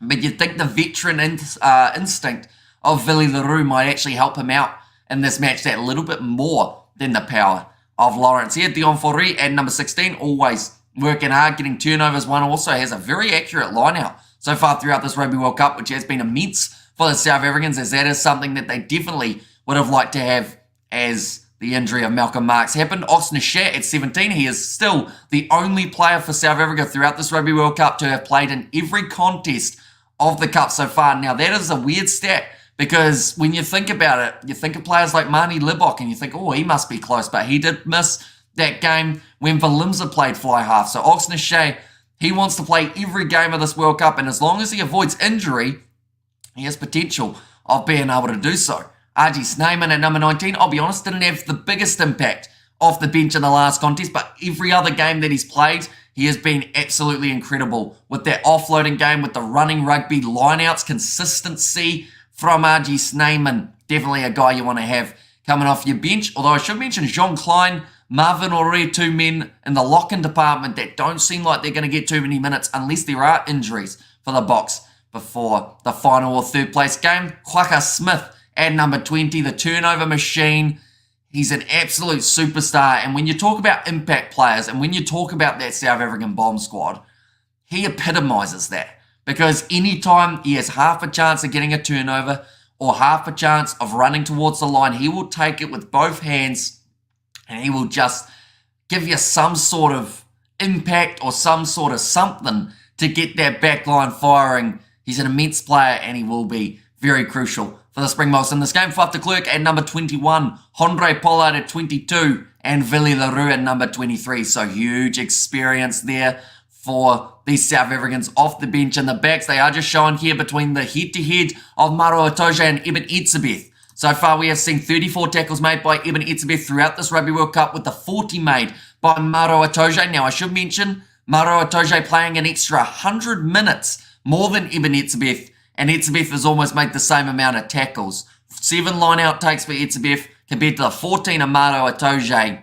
And let's get Hamish up to 42,000 subscribers. Says Darren Smith, yeah, anyone who hasn't already, be sure to hit that subscribe button. We were only 60 away from our goal. Now we are sitting a total of 46 away, so be sure to hit that button if you haven't already. Good evening, Hamish. Back in the UK from a holiday. Looking forward to the game, says Stephen Archer. It's certainly going to be an absolutely awesome one when it does take place. Hamish is top G. Appreciate your work for the Rugby World Cup, or the rugby community during the Rugby World Cup. I look forward to the ABs winning the Rugby World Cup final, says Flanders. And there as well, and I always say about it, you guys are the reason these live streams are so much fun, so I do appreciate every single one of you for being here, whether you've been here for 5 seconds, or whether you've been here all throughout the World Cup, or since last year, since the year before. It's absolutely greatly appreciated, and at the end of the day, you guys being here makes these a lot of fun. 17 minutes remaining till kickoff as well was the question from OK. So we are very close to the two sides making their way out of the tunnel, having the national anthems, and then taken to the field for this Rugby World Cup semi-final match. Quacko is the man you want next to you, a man who will always have your back, says Hillary. And there, and hey, Hammy, looking good tonight, says Ronald. Thank you very much, Ronald. Hugely appreciate it. You being here as well, of course. And Chloe is here. Start the game, ref, says Jimbo. And also the best team is the Bok, says OK, and go Springbok, go. So I will ask you once more, ladies and gentlemen, for this prediction of the match, do let me know. Is it going to be the Springboks? Is it going to be England? And if so, what is the margin going to be? And can you talk about the weather in France for this game? So there is a wind swirling at the moment next to the Stade de France, but I think the rain is staying away just for now by the sounds of it. So that is good news for this contest. It shouldn't be too slippery out there, but there is a good chance that we do see some sort of slipperiness throughout the later stages of the game, mainly because it is an 8 p.m. kickoff there in France, or in fact, I think at the Stade de France, it might even be a 9 p.m. kickoff, so it's going to be quite late. Means that there'll be a bit of dew around, and our blood is green and gold. Or sorry, our blood is green and hearts are gold. Says it Justin there, and good luck to both teams. I can't wait. 31 points to 16 in favour of the Bok. 18-14 to England. And the Boks by 15 to win. Says it was Tamsin in there as well, I believe. Oh, Tasman, sorry. It wasn't. Wouldn't it be so special to beat England twice in a day, cricket and the rugby? Says Pinky, mate. It's always a pleasure to spend time with you here on your channel. And hey, howdy, hey, y'all. Says Scrum, let's welcome in. Hope you are keeping very well. And also we have got their run rate of 7.98 in the South Africa cricket, equates to 8-point victory. And that's actually the prediction that I gave. I said that the Springboks, I believe they will win this game 30 points to 22. Now, I might be saying a little bit too high of a scoreline, but just the way that South Africa attack early on, I don't see them finding it hard to score 3 or 4 tries throughout this contest. Hamish, I have a picture of you on my fridge. That's interesting. I haven't taken many. Oh, we got showers on this game. So I did mention that currently the rain was away, but it does seem like there is going to be a little bit of rain at some stage throughout this contest. There's a bit of wind, 30 kilometers an hour. Hamish, we're going to get you to 20k live viewers. Says Nelly in there. But yeah, anyone who hasn't already, be sure to hit that subscribe button. It is greatly appreciated. You guys all being here. We've got 15 minutes till kickoff now, and we are getting extremely close to the important stage of the competition. Now, I should mention New Zealand. They have already made their way through to the final.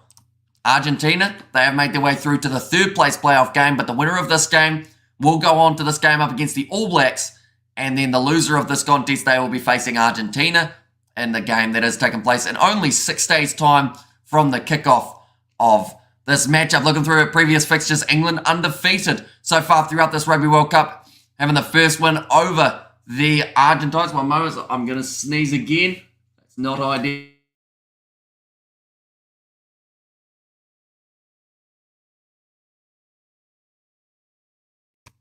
We are back.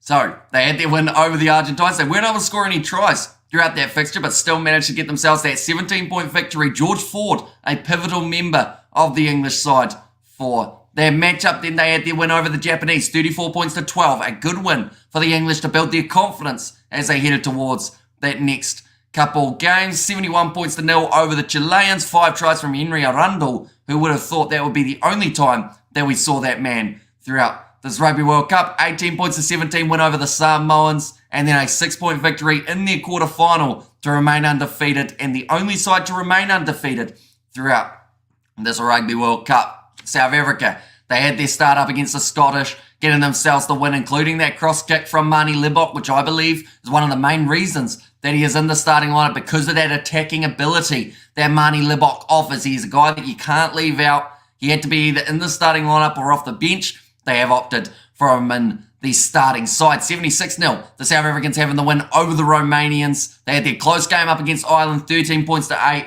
Could have gone either way, but as we know from 2019, even if the Springboks have a loss in their group stage, they can go on and win the whole thing, and that is the goal that they've got right here. 49 points to 18. The win over the Tongans, and it was a great performance from the Springboks. Definitely up against a side from Tonga that really showed up for that contest. Like I said earlier on, Ben Tamefuna doing extremely well throughout that game. And then 29 points to 28, the win for South Africa in their quarterfinal. That was over the French in a game that mattered so much. Defending champions versus host nation, and the defending champs got the job done and walked their way towards the semi-final. Now we have got Go Bok from Trevor, and also Lightning and Thunder in Durban, says Chris in there as well.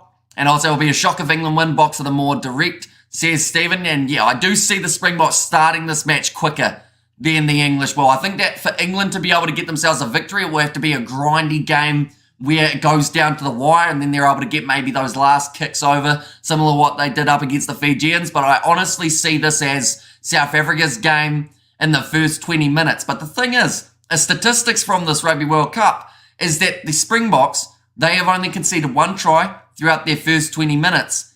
The English, 0 tries throughout the first 20 minutes. So that is incredible that throughout their first 5 games, they are yet to concede. Now, Argentina had only conceded 1 try in their first 20 minutes, and of course we saw how that went up against the New Zealanders. I'm worried about the wet conditions. That was from On the Fly, and must be, or maybe the biggest factor in today's game, says On the Fly there as well. And that them Springbok, what happens if it's a draw? So they will from there end up playing extra time or golden point time between these two sides, which, I mean, that would be edge of the seat stuff if that was to occur. But there is a chance this game could be extremely close. Like I mentioned, Springboks come in as heavy favourites. Their game, I honestly feel, to lose, although England, undefeated going into this contest, may be a little bit closer than some are anticipating. I think this game is going to be similar to South Africa Tonga, says Nelly, and go the bot go, says Natalie there. And also we have got there, this is the commentary. We're not watching the game on this platform, but welcome, says Denzel. And also I want England to win because I don't want the ABs having to play the South Africans, says Haka. Is that due to what happened in the Rugby World Cup warm-up game? Of course, the Kiwis having a record defeat up against the Springboks, losing by the biggest margin the All Blacks have ever lost by.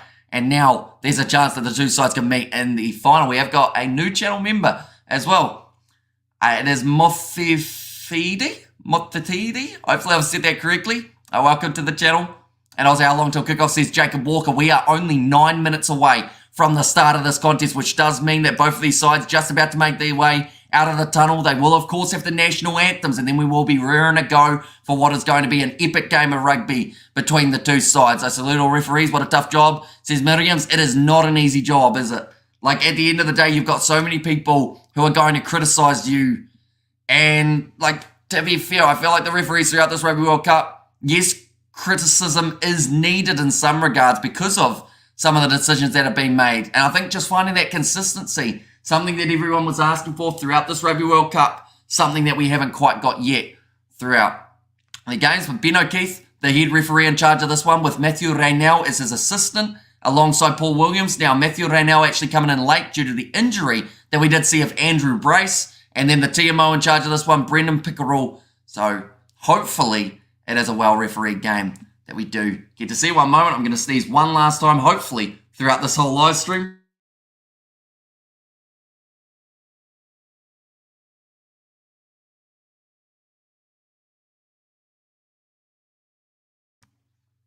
Right, we are good, ladies and gentlemen. But the two sides in the tunnel at the moment. Kerr has gifted 5 memberships as well. Thank you very much, mate. Oh, that's the wrong one. There we go. We have got that one. And also, what time does it start? It starts in 8 minutes' time. So we are nearly there for the Rugby World Cup semi-final. There is a big match feel at the moment for these two sides.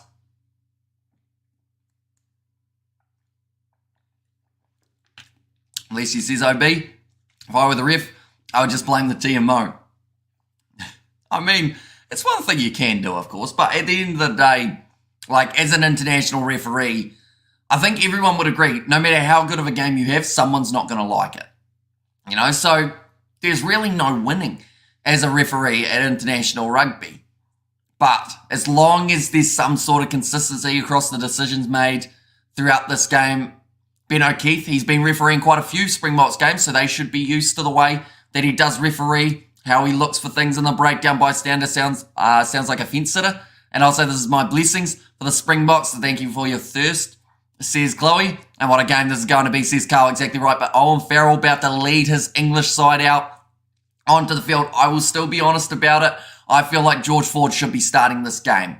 And I haven't seen too many people disagreeing for that statement. For anyone wondering where to watch, though, if you go onto the Rugby World Cup website, there is a section called Where to Watch. Depending on whereabouts you are in the world, we will be doing the commentary all throughout the game, telling you exactly what is happening when these two sides are going here, the stats and all sorts. As a Frenchman, I'm out of here. Nobody respects us French team. Good luck, GB. God save the English team, says Christopher. Although I think people realise how dangerous France was, they just got it wrong, unfortunately, in their their quarterfinal up against the South Africans. We have there, but South Africa takes the cup, says Thutiga. And also we have there, South Africa says event there. And I'd rather play New Zealand, I'd rather New Zealand play the English in the final. Although New Zealand haven't got the greatest record against either of these sides over the last little while. And England will win, says Rhino, and thanks for the commentary over the weeks. You've been a saviour, we can't watch, says Amandi. But yeah, it is greatly appreciated you guys all being here for these live streams. The two sides now making their way out of the tunnel at St. Denis.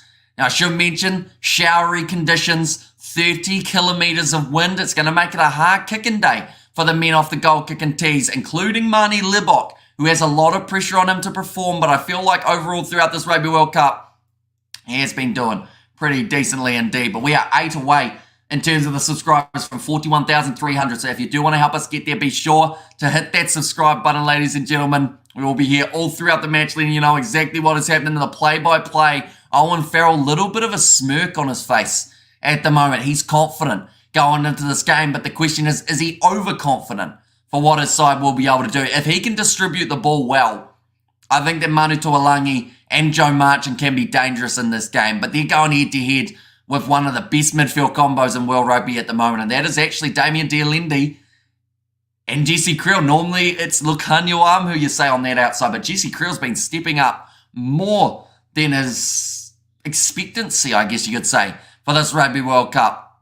We are about to have the English national anthem, of course. It is quite short, which does mean that we are very close to kick-off, ladies and gentlemen. So while they are singing the English national anthem once more, we will look through at the starting side for England. Joe Marler at number 1, Jamie George at 2, and Dan Cole to start at number 3. So Marler the only change there, with Genge coming off the bench now, rather than starting Maro Atoje. He's been a standout for England throughout this Rugby World Cup. Big challenge going head-to-head with Eben Etzebeth here. George Martin at 5, rather than Ollie Chisholm, who has been moved to the bench. Courtney Laws at number 6, Tom Curry number 7, and Ben Earl slotting in as the number 8. Alex Mitchell and Owen Farrell, the 9-10 combination. Farrell also captain for this game. Manu Tuolangi and Joe Marchant both getting themselves tries in the last game up against the Fijians. Elliot Daly, Johnny May, and Freddie Stewart comes into the starting side rather than Marcus Smith. Looking through at the South African starting lineup, Stephen Kitsoff, Bongi Umanambi, and Franz Malaharba will be the front three. Umanambi, little bit of an injury last week, but he is back rearing to go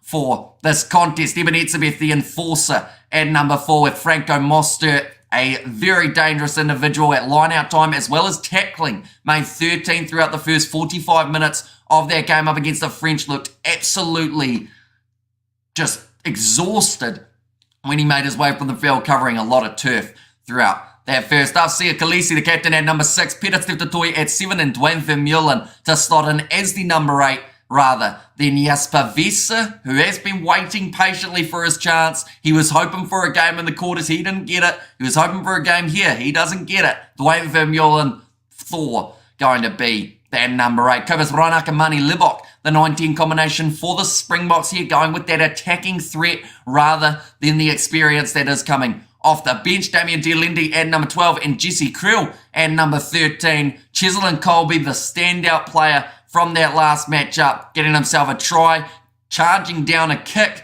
which is something we have really seen throughout this Rugby World Cup. Kutley Aronson, number 14, and Damien Valimza to close out the starting lineup. He is the number 15, ladies and gentlemen. And the box, the national anthem, has almost come to a close, which means we are almost at game time. Do let me know who you think will be the first try scorer in this contest, ladies and gents. I believe we're going to see Cheslin Colby's brilliance once again in this matchup. Whether or not that's the first try or whether that's at some stage throughout the contest, the man is just on fire in this Rugby World Cup competition. The crowd are cheering. I feel like there was a louder cheer for the national anthems that we just heard then than what we have heard for some of the other games throughout this Rugby World Cup. That tells you the importance, that tells you how much is on the line for these two sides. A Rugby World Cup 2019 rematch before our eyes here.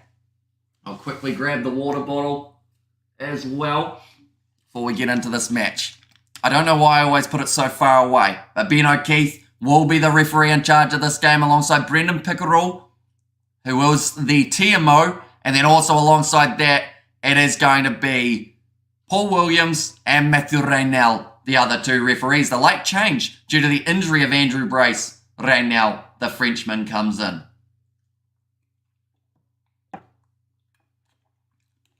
The two sides on the park and ready to rumble, ladies and gents, for a spot in the final to go head-to-head up against the All Blacks. The loser of this game, their World Cup is not over, but they would be playing off for third place in the contest up against either they will be playing up against the Argentines in that third place playoff game. And we have got there in the chat, mark my words, Farrell is going to cost England this game. I honestly feel like he is the player I'm looking at the most for England in terms of if he has a standout game, England have a chance. They should have gone George Ford, though. I'll say that right from the get-go. If George Ford was in the starting lineup, I see England's chances drastically increasing. And they are $5 underdogs, and I think the Springboks are going to show exactly why the English come in as the $5 underdogs here. Still a little bit of showers at the moment, ladies and gentlemen, but it will be Owen Farrell for the English to kick off from right to left as this match is just about to get underway for the Rugby World Cup semi-final, the second of the two. We already know about the All Blacks making their way forward to the final. Who's going to be the team they go to battle with? Appreciate the commentary. I don't have TV access. Says it was there from Alan, and I do appreciate you being here. Why is that? About Ford says, Lord, I just feel like he matches stylistically a lot better with Marnie Liboff for this contest. And also, he's been the informed 10 for the English. So to go with the guy in Owen Farrell, who is one bad challenge off a yellow or a red card, seems risky for the English to say the very least. But Farrell, he will be kicking off this game from right to left, ladies and gentlemen. The semi-final now underway, and it's kicked off high by Farrell. And it was almost claimed by England. Joe Marchant went up for it, but does knock the ball on. A little bit lackluster, I guess, from South Africa in terms of that start, just allowing that ball to sit up for the English. But they have now got the position due to the knock-on of Joe Marchant. Reinach now rolling the ball back. 25 metres out from their own line here. It's kicked high. Kurtley Arendse going after it, but it's claimed by Freddie Stewart, a man who came into the starting lineup that was due to the Marcus Smith injury. Now, Maro Itoje hits it straight up at Bongiel Manumbi, the man of the match from the last contest for South Africa up against France. A lot of people confused at how he got that man of the match, but it was the award that was given. Mitchell puts it high from the halfway line, going up there. Marnie Liboff slaps the ball back, claimed by Ben Earl. Now Tom Curry finds the offload to Marler, tackled low by Marchant, or in fact it was Mostert, my apologies. Peter Steptoe looking for the turnover. The Springboks give away the early penalty. Not supporting body weight penalty there. And now England have the chance to get themselves the early 3 points if they want it. Peter Steptoe does not look happy about it. And the crowd do not sound happy either. I'm back in England for the win grade match ahead, says Matt W. And so disappointed with OVHD. We can watch, if you go onto the Rugby World Cup website, you will be able to see exactly what your options are. So Peter Steptoe just ended up rolling forward over that breakdown. Did end up with him getting penalised and therefore not supporting body weight. So it is the gift that England will be very happily accepting. 40, or in fact only maybe about 32 metres out. Owen Farrell now lining up the 3 points to give the English the early lead. What the beard, says Jared there. And also we have got there, where can we see the actual match? So yeah, if you go onto the Rugby World Cup website, you will be able to see your best bet for being able to watch, because depending on where you are in the world will depend on your options for being able to see the game. Owen Farrell, 10 seconds left on the penalty clock. Now he is the only player in this World Cup to be timed out for a kick, but he has got that one over, getting it just inside the left-hand post, and England taking the lead in the first 2.5 minutes of this contest, 3 points to 0. Who do you think is going to win, says Pogga? I honestly feel like I'm still saying South Africa. I'm thinking that they are going to get themselves to win 30 points to 22. That's still my prediction, but I think it's going to be a high-scoring game between these two sides, even though there is going to be quite a bit of rain around, a little bit of slipperiness. I think it's still going to be relatively free-flowing, but the Springboks, I have to say, throughout those first few phases, didn't look like they had quite hyped themselves up to get ready to go. They did allow England to almost retain that kickoff, but now England are able to claim that kickoff from Maro Itoje. They are now 25 metres out from their line. They're going to be playing quite a prominent kicking game early on by the looks of it. Johnny May is out on that left wing, or out on that right wing, I should say, and Johnny May on the left, or Elliot Daly on the left. Looks like South Africa. It's going to be a line out now for them on the halfway line due to the ball popping into touch. And also we have got the ref will win, says Walter. I mean, the ref never wins at the end of the day, because who would want to be an international rugby ref? All you get is criticised from everyone.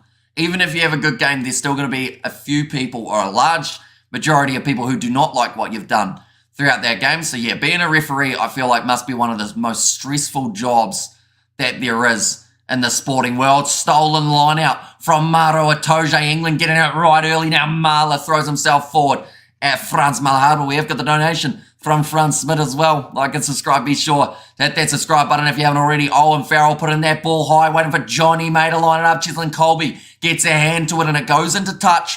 Believe it will now be England's line out once more. They are putting a lot of pressure on early here, England. A great start to the contest for them. We have got their rugby always wins. I would like Nigel Owens. I want to be Nigel Owens when I grow up, says Lord Inquisitor. And also, I'm right about England kicking a penalty to take the lead 3-0, says Stephen. And yeah, any opportunities that England get early on, they will be taking the points that are available. It's just a smart move at this stage of the competition. And I honestly feel like England, they can get those few extra penalties. You know, that scoreboard pressure slowly starts to add up. Please show the match. Says Oscar, due to licensing, any match footage or audio that we show does get us taken straight off YouTube, but you can find it on the Rugby World Cup website. All you got to do is look up the Where to Watch tab and you'll be able to see exactly what your options are. But I should mention anyone who hasn't already, be sure to hit that subscribe button. We are currently only 130 away from 41,500. So if you do want to help us get there, be sure to hit that subscribe button. We are 5 minutes in at the moment, and it is a scrum for England 40 metres out from the Springboks line. In fact, it's a scrum for the Springboks, so it must have been reversed. Must have been a little knock on from Johnny May before it hit Cheslin Colby. We go there, go box, says Dominique. And also, hi guys, I'm so late, says Catherine in South Africa, says Sean there. And also come on the box, play them. But the pack weight's 24 kg advantage for the Springboks in this game. 924 compared to the 900 of the English. So two pretty solid forward packs for these two teams in this fixture. But now Reinach feeding that ball in quite nicely. They have been told to use it once. Dwayne Vermeulen now building up some steam. Gets out of the tackle attempt of Alex Mitchell. Dragged down by Freddie Stewart. Bit of a slip there from Tuolangi. We mentioned about the moisture that was falling before the contest. Did get underway. Nicely taken by Freddie Stewart after the Springboks kick possession away. Now Mitchell looking for his options. Going to the left-hand side now. Comes George Martin. Big start for the 22-year-old. In a semi-final of the Rugby World Cup. England rolling the ball back once more. Not available yet. It's a Biff waiting for his chance to be able to go for that charge down. Mitchell told to use it. And now does put a high once again. It will be Elliot Daly trying to line it up. Not taken cleanly. I believe there might have been a partial knock on there. Although the referee says play on Alex Mitchell. Going for the kick him a high. A sneaky one. And it's gone into touch about 10 metres out from the Springboks line. A cheeky kick from Mitchell, and the Springboks now deep inside of their own half once more with the pressure of their line-out after one unsuccessful line-out so far. In this matchup, they will be, of course, hoping for a better one. Yeah, everyone snacks and drinks ready, says Denzel. Tell you what, it's certainly going to be a roller coaster of emotions for everyone watching this contest. Bongi Manumbi to throw this one in now. Mostert. Do sell as if he was going to him. It's a not straight line out. Umbanumbi, that is two that he has got wrong now.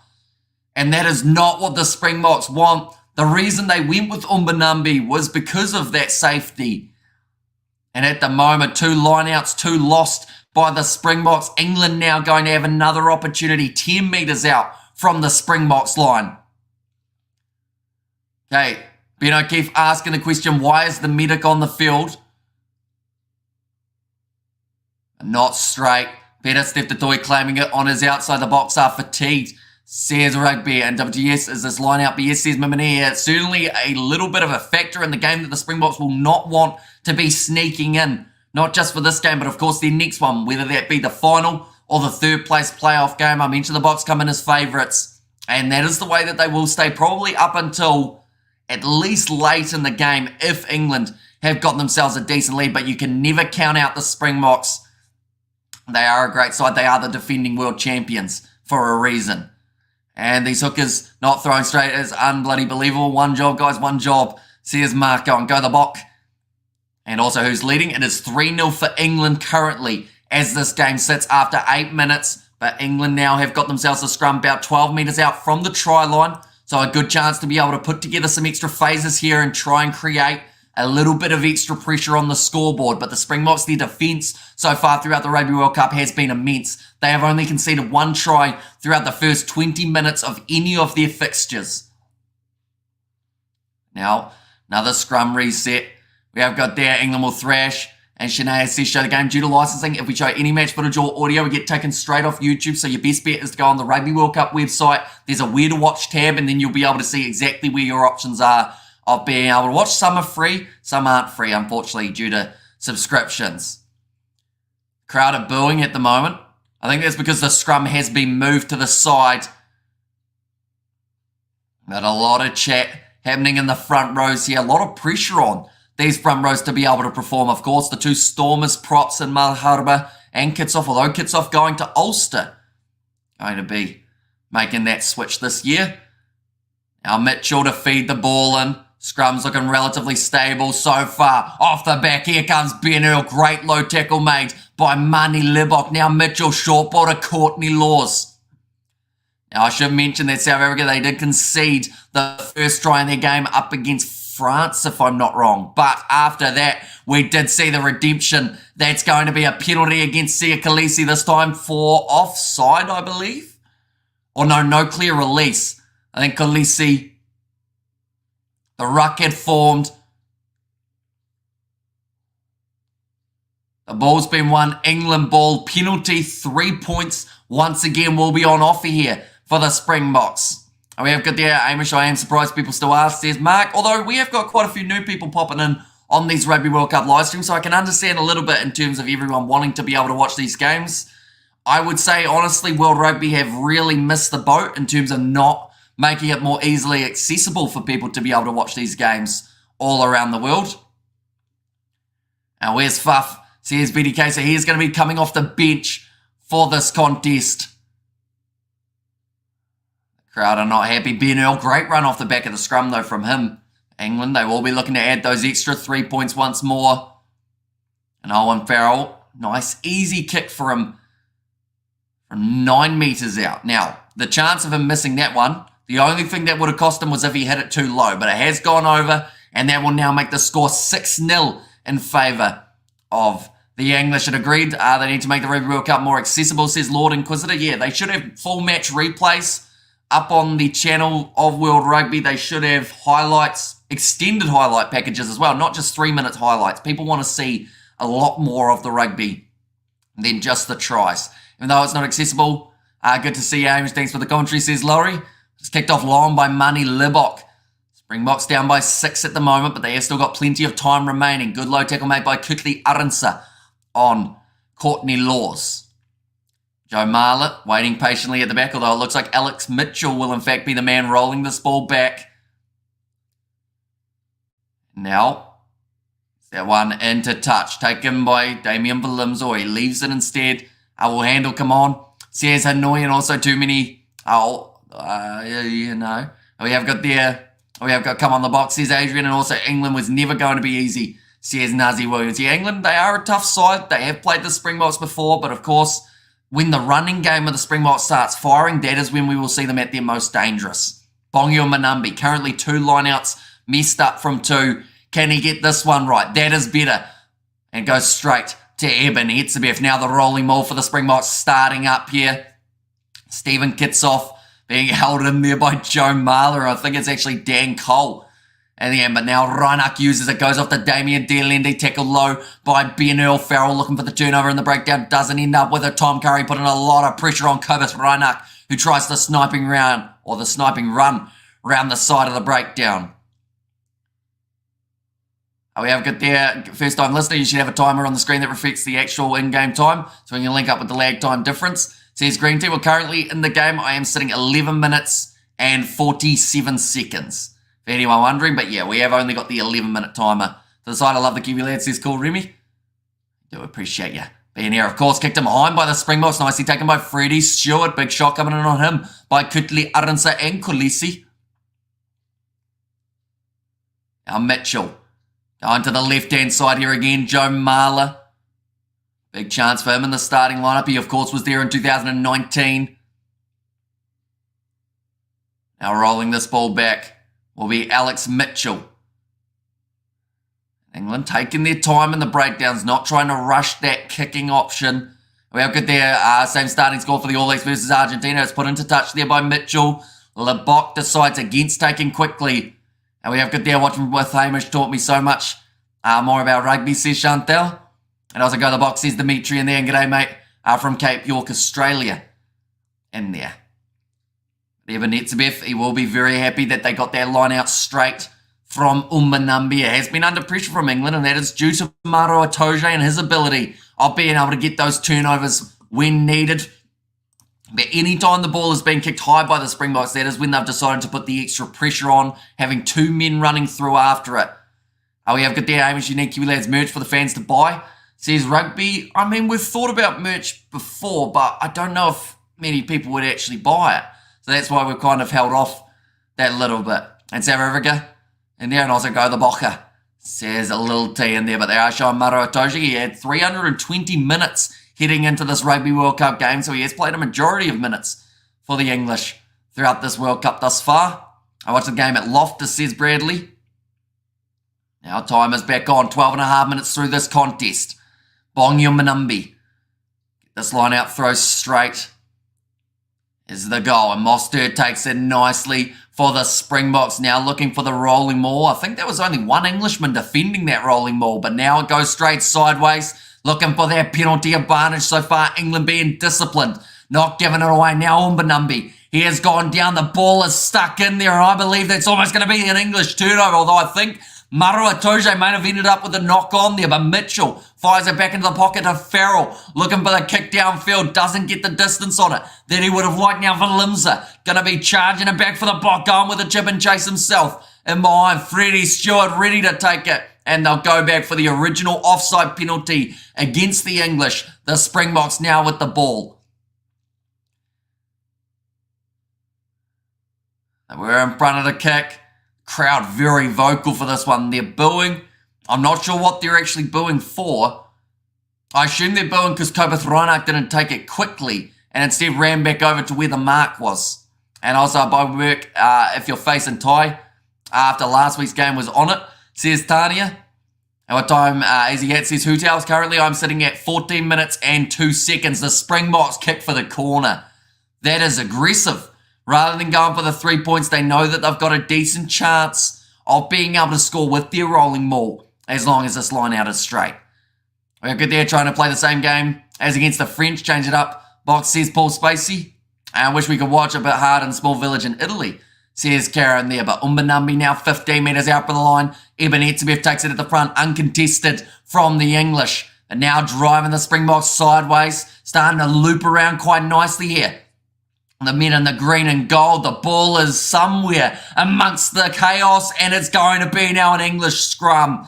Springboks take the gamble by going for the corner, but it does not work out. Now Kobeth Reinach getting right up in the face of George Martin, and it's all kicking off early frustrations on the field as the Boks are just not quite firing for the first 15 minutes. Now that is not saying that they won't be able to.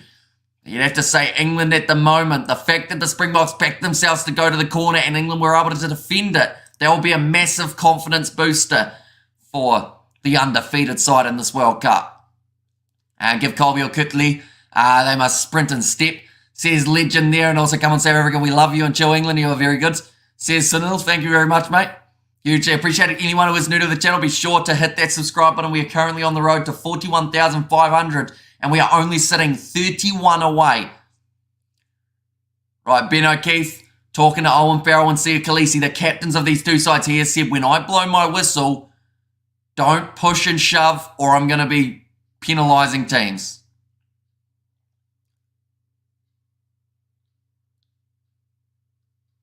Okay, Ben O'Keefe has said,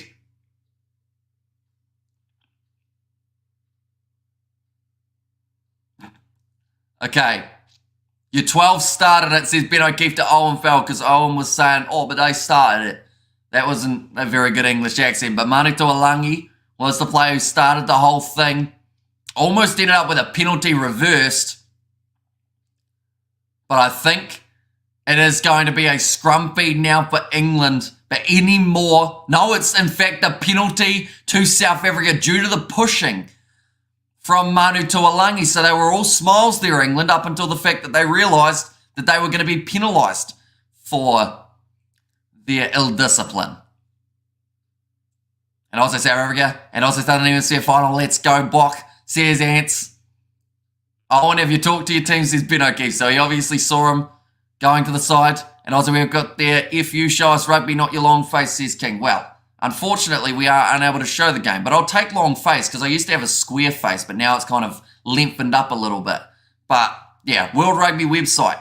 Grow a brain cell, look on there. But now it's going to be a line out for, Manu Tuolangi. He put his arm around Cobus Reinach, which then fired up these South Africans. And now they are 5 metres out with the rolling maul. And this will be their best chance of being able to score the try. It's gone down. They've been told to use it. England going to be holding it in once more. The ball becomes available for Franco Mostert to break off the back. And it's a knock on again. And England fired up at the moment. They'll have to make sure they don't push anyone or else they'll get themselves penalised once more. We have got there, Australia to watch the game, says Timmy Lynn. And there's, the World Rugby website or the Rugby World Cup website. If you go on there, you'll be able to see your best options for being able to see exactly where you can watch. But on the Rugby World Cup, they have a list of where you can watch the games. Mostert dropping that ball. And England has the power. Abok got load shedding. And also we have got there a long dong, says FuTube. And also love the good celebration from the English. Jamie George was fired up beyond belief there. Maybe that is because he hasn't had to do too many lineouts throughout this game. And of course, lineouts are one of the parts of the game at the moment that seem to be the most hotly contested throughout this match. We're going to have Rassi and his disco light staying alive, says a roof. And also the Kiwi lad says Dani and come on the box. And what's happening now, South Africa, says Theppo. Penalty for England early. In fact, it was the knee down from Stephen Kitsoff. And England currently, they will be able to exit their 22. There is a lot of pressure on early throughout this game, but because of how close the game is currently, there is still anyone's contest to be able to walk away with a victory. Boxer, the fatigue squad, says Rugby. And we also got there, is that number one knocking on, says Tuta. I think we've seen about 3 or 4 handling errors from the Springboks throughout the early stages to warn English as to win the lottery of life. Says Paul, and also we got a $50 donation from Scott in there. Thank you very much, mate. Hugely appreciated. Brilliant pre-match commentary. Thank you, Hamish. Thank you, Scott. Greatly appreciated. I want to catch a fish like the one you've got there. I only caught a trout on the first day of opening season, and it was a lot smaller. Is this the only idiot to listen to, says Lucas? Unluckily, yes. You are stuck with me, unless, of course, you do pay for a subscription to be able to watch the game, which I would highly recommend, because then we wouldn't have to read out your comments. But now, 30 metres out from the line, Alex Mitchell puts up the box kick, chasing after this one hard as Elliot Daly, but Kutle Aransa does beautifully under the high ball to be able to claim it. Now Reinach goes across to the side to Peter Stefter-Toy. Big shot on him by Joe Marler. Marnie Libot going for the up and under kick once again. The Boks aren't running this ball, instead trying to go for the kicks. Nicely taken by Alex Mitchell, that was lined up by Chislin Colby. Now 42 metres out from their own line here, England. Tom Curry hits it up, tackled by Franco Mostert once more. And now it looks like England are going to be going for the kick of their own. And Bok, come on, give it your best, says Maria. And also, come on, South Africa, stop effing around, says Peaky. Kicked high from Mitchell. Johnny May chasing after this one, doesn't take it though. It's a great take from Damien Valimzo, who's lined up early. Tackled twice. Joe Marler wrestles him down for the third time. Now Reinach going across to the right-hand side to Stephen Kitsoff. Springboks, the big thing for them is just building up some phases, keeping possession for that little bit longer. Marnie Libok again going for the up and under. This is a tactic we haven't seen the Springboks use throughout the Rugby World Cup campaign, and it's the penalty this time on the halfway line. England, I believe their players were leaving their feet. Hands on the ground, sealing off penalty against them. And come on the box, says Barry. And come on the roses, says Goat there. And also Bokia Leka Ding. March 4-10. Owen Farrell getting chatty with Ben O'Keefe, and he's having none of it. March and tells him to calm down. I mentioned Farrell was going to be the weak link in this English backline and could be the guy who cost them the game. I know we're still early on in the fixture, but you've got to keep a cool, calm head if you're the captain as well. And now they march forward to about 40 metres. Sia Khaleesi says kick for the corner again. So the Springboks, they could have had 6 points on the board currently, but instead they are continuing to persist for the corner, looking to be aggressive. And we have got their stock going for the corner and lineouts. Take the kick at goal. And good morning, Hamish. You defuse these idiot comments with style, bro. I'd have my bomb squad going off. Says it was there from Joshua. And honestly, England have stepped up pretty well since the quarter, says Mustafa. And also, good morning, Hamish. I think England versus New Zealand. How did your cricket go? Says Kevin, it went all right in the end. A very close game. We did get the GoPro footage of it. No, now they are going for the 3. This is a smart decision from the Springboks here. You've got to get yourself some sort of early points on the board just to keep that scoreboard building up and get some sort of reward for what they've been able to create when they've been on attack. Take your points, boys. Says slow mo. So you're lining up the kick. Mani Librot from about 42 metres out from the line. We've got there from Mabalilo. It's called me a slut. I wish. I'm very single at the moment. Now it's kicked over from Mani Libbok straight down the middle, and that will make the score now 6 points to 3.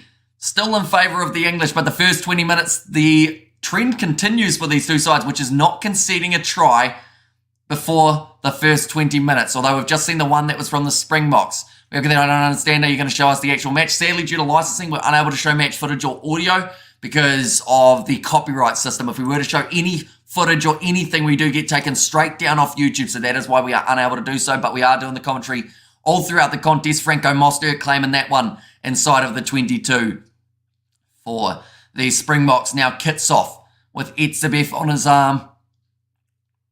Reinach rolling it back, still inside of the 22 here, so they are able to kick it into touch on the full. And also off the mark, boys. So here's Wesley down towards the touchline, but Johnny May claims it nicely. Lined up by Mostert, who once again has made a tackle. He's made about 7 or so throughout the early stages of this match. Owen Farrell back in the pocket with the up and under. Both sides playing the kicking game at the moment.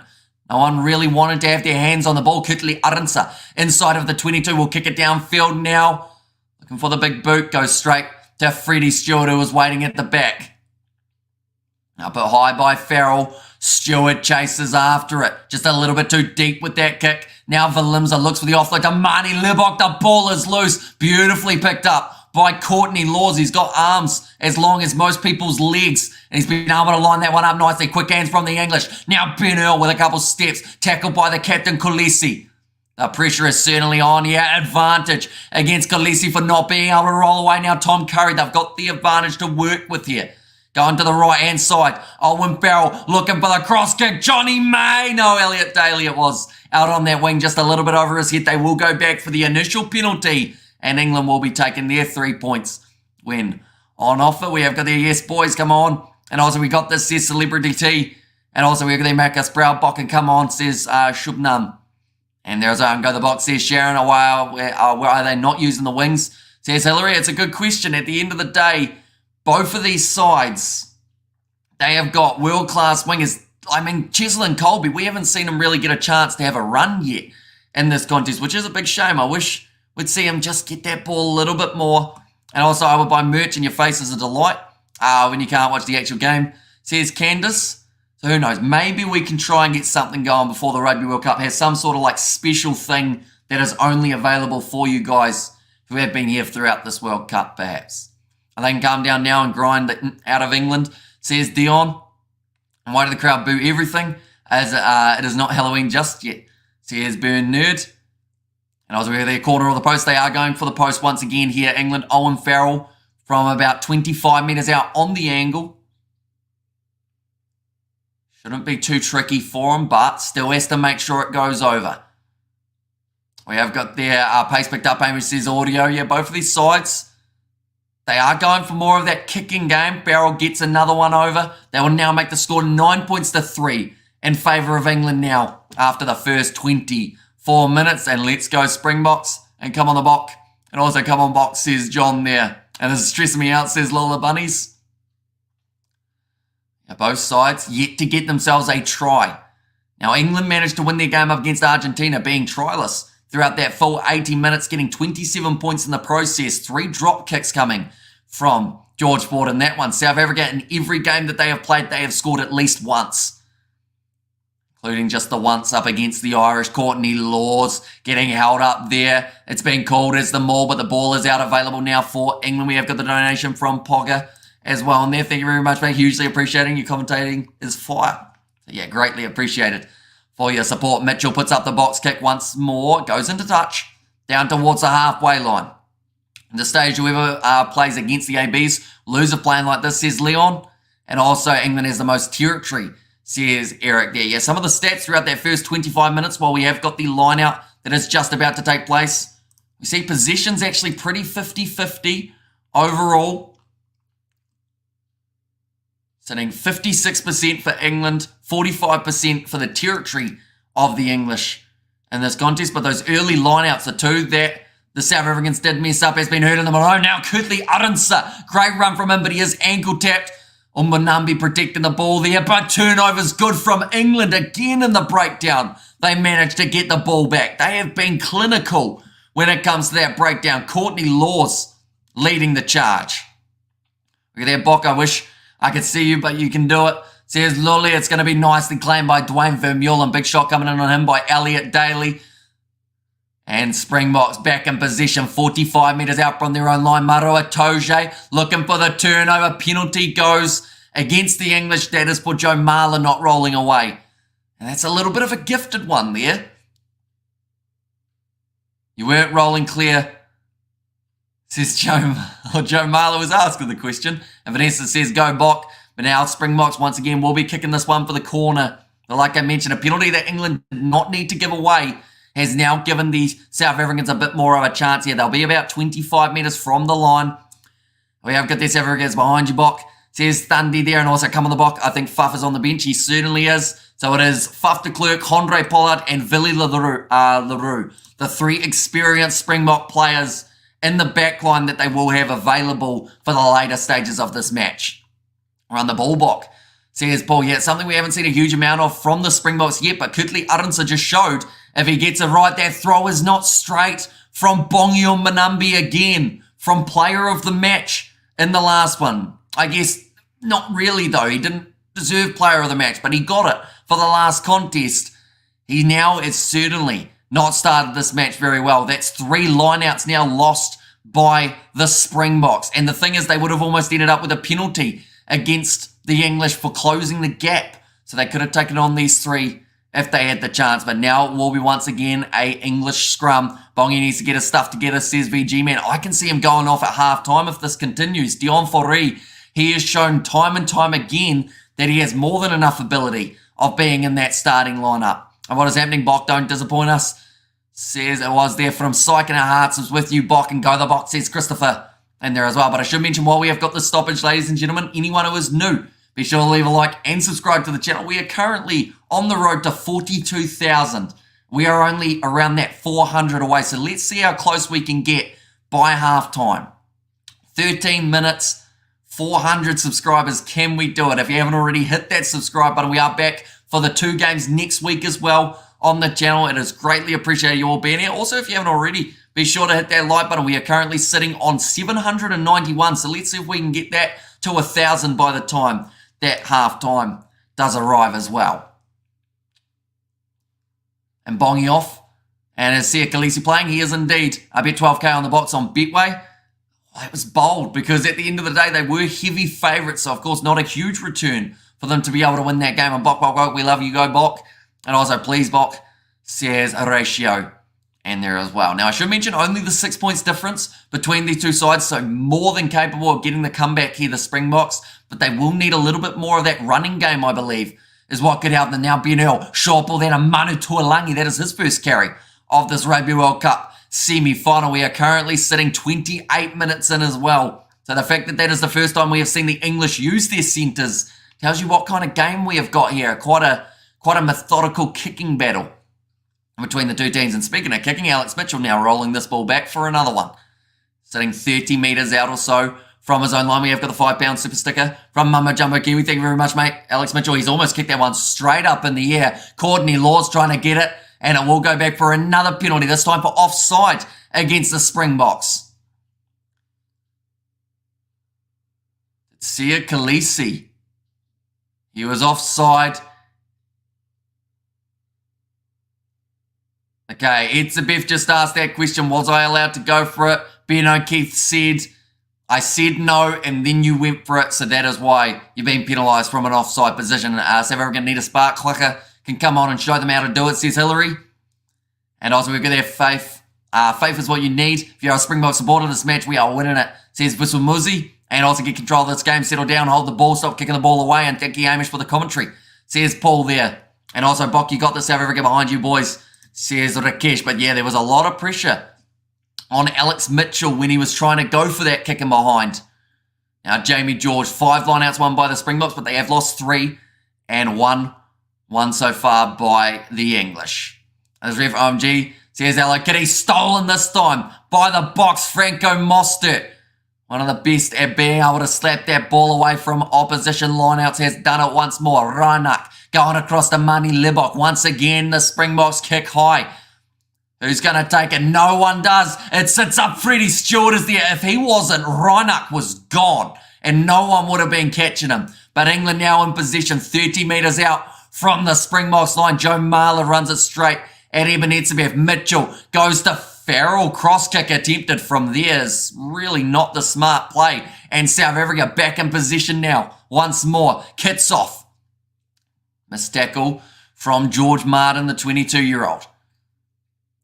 Advantage there against Joe Marler. Mani Libok knocks it on and they will go back for the original penalty advantage. How do we have 3 and England have 9? And there, brothers, so disappointing. Says Sia Mathunda. Hopefully I've said that correctly. And South Africa need to get more pep in your step. And you can do it. And also, thanks for the commentary, bruv. Bloody difficult to find a stream in Portugal, says Woody. But it is a good kick to the touchline by the Springboks.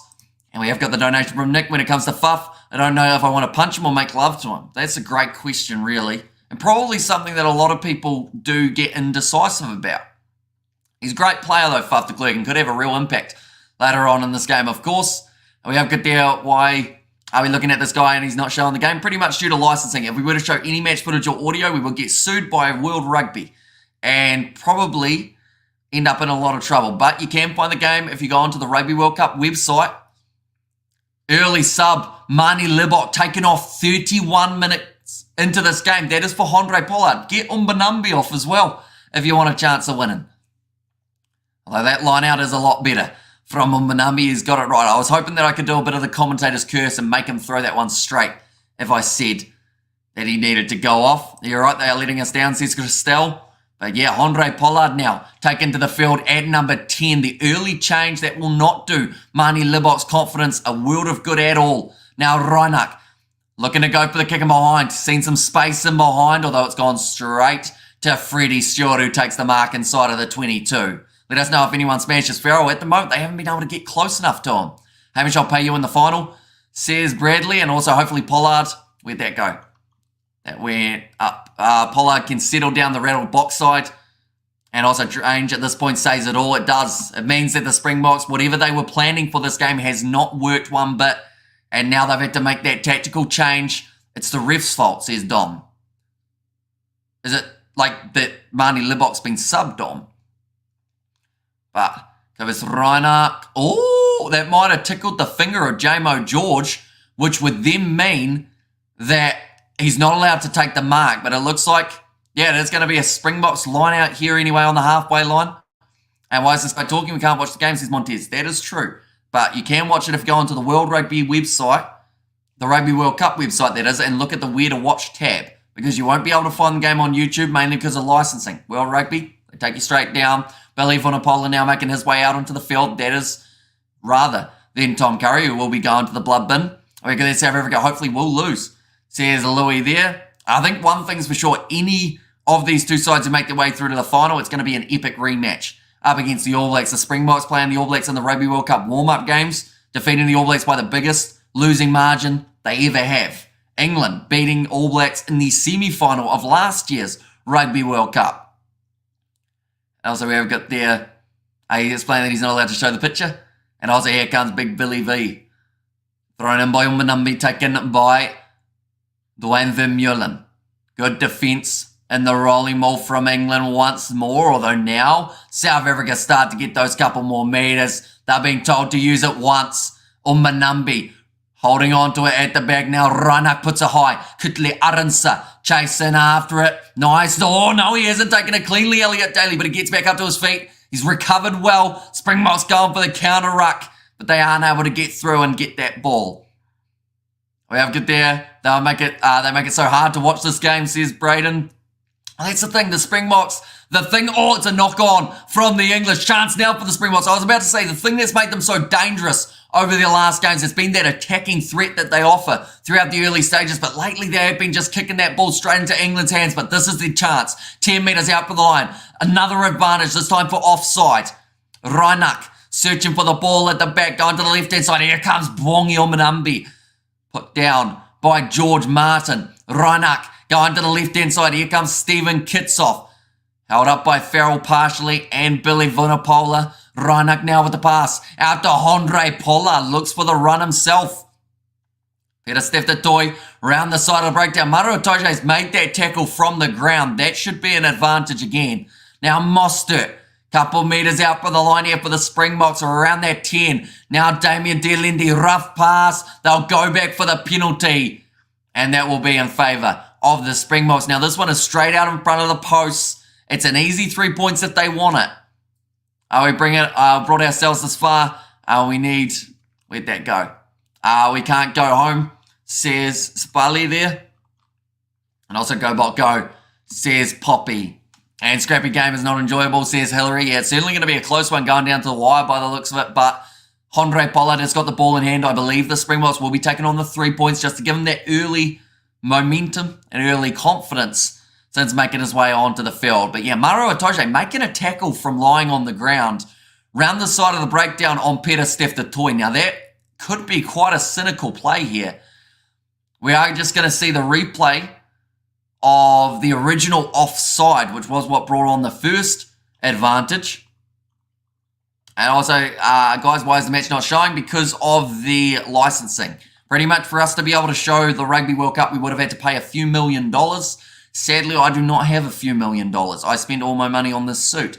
So, yeah, sadly not able to show the licensing or show any match footage or audio due to broadcasting restrictions. It's always the ref's fault, mate. I'm a South African. I just had to play the game. And also they should put Fuff on, says Lunico. Hopefully I've said that correctly. And also we've got the Sandbuck. Great chat, mate. What school did you go to? Christchurch, says Sandbuck. Nah, a little bit further south. In South Canterbury, Pollard has got that one over. And that will now make the score 9 points to 6. It is still anyone's game.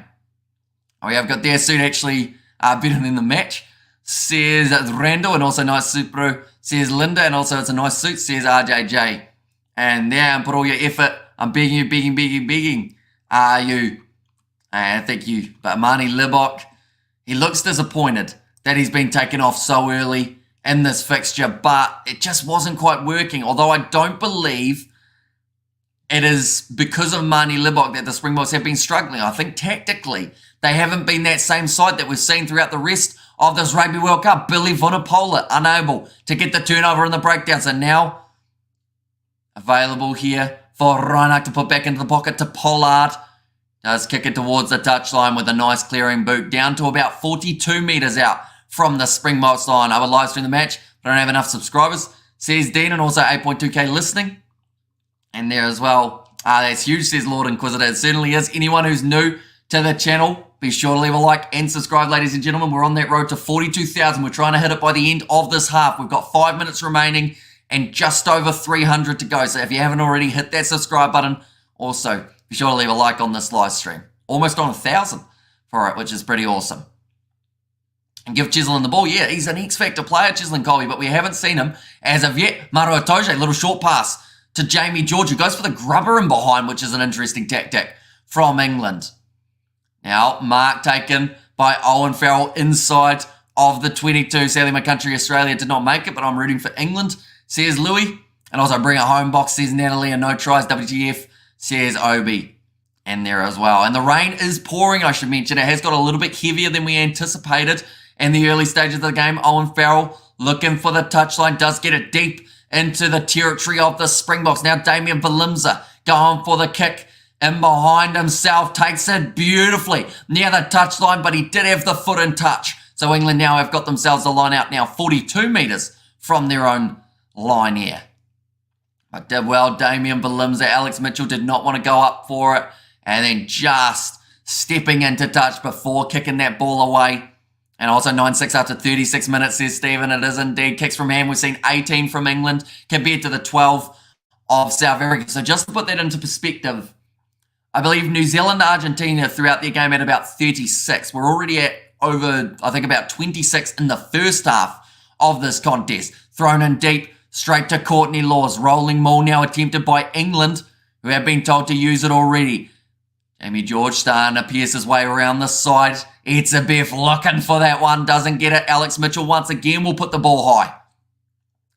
Lining up this one, Cheslin Colby, beautifully taken, and it's actually going to be a penalty against the Springboks for blocking one of the men coming through. I think Peter Steph-Toy took a step into the way, and that is now going to give another penalty to the English. The ill discipline costing the Springboks drastically in the first half of this fixture. Bit of obstruction, Owen Farrell. They are going to take on the post once again. We have got there go box, says Elizabeth, and also go the box. And also we have got there the ref killing the box with penalties this game, says King T. Like both of the sides have been penalised quite a bit. We've seen 7 against England, 5 against the Springboks throughout this contest. So actually 2 less against South Africa in this match compared to England. But it's been the crucial penalties that they've been given away. Okay, Billy Vinopola making his way back off the field.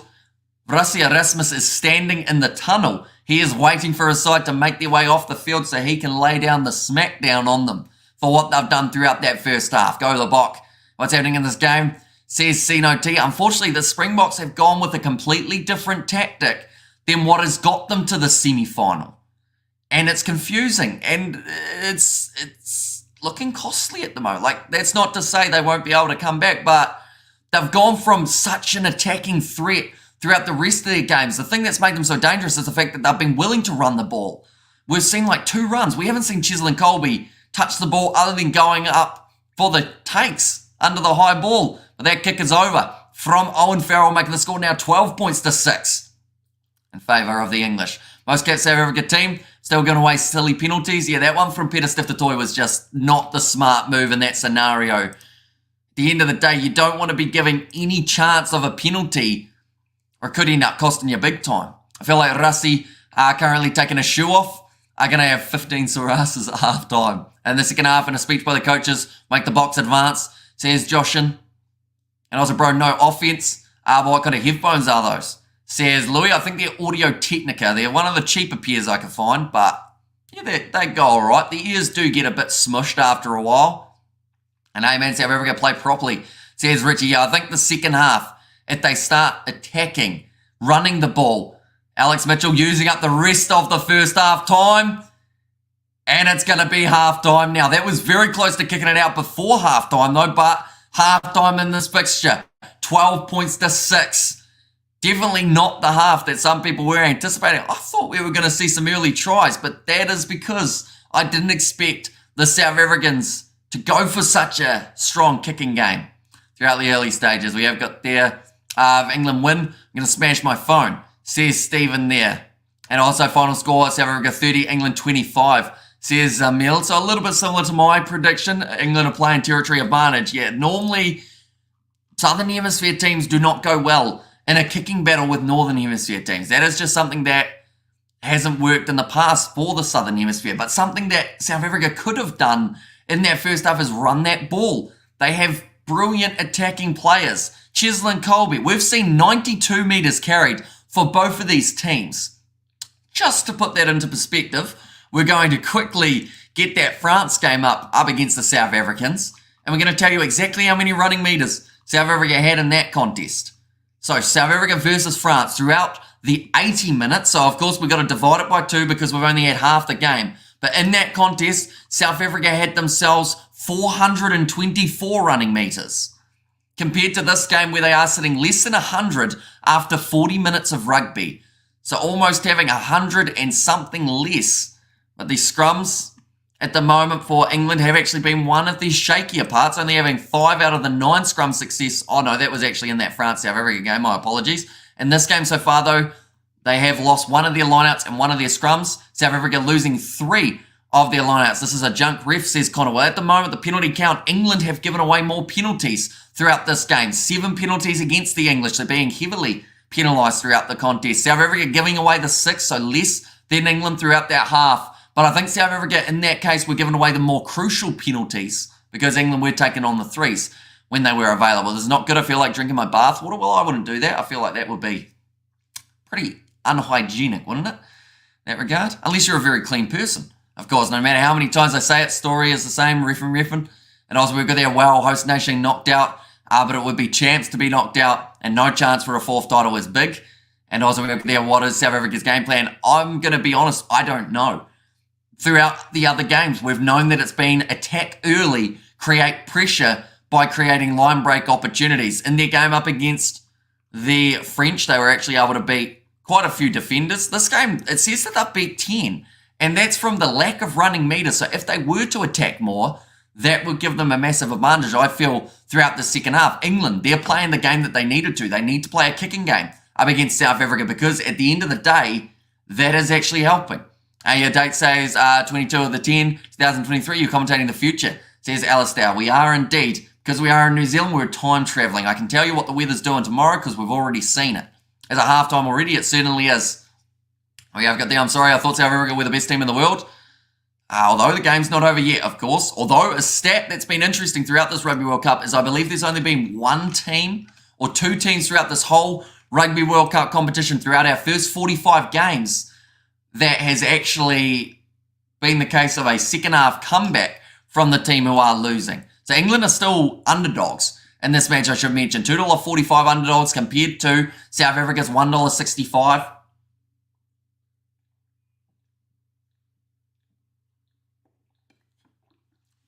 I see a few halftime changes for the Springboks. Maybe around 45 minutes. Yeah, I think they've got to work out what's going wrong.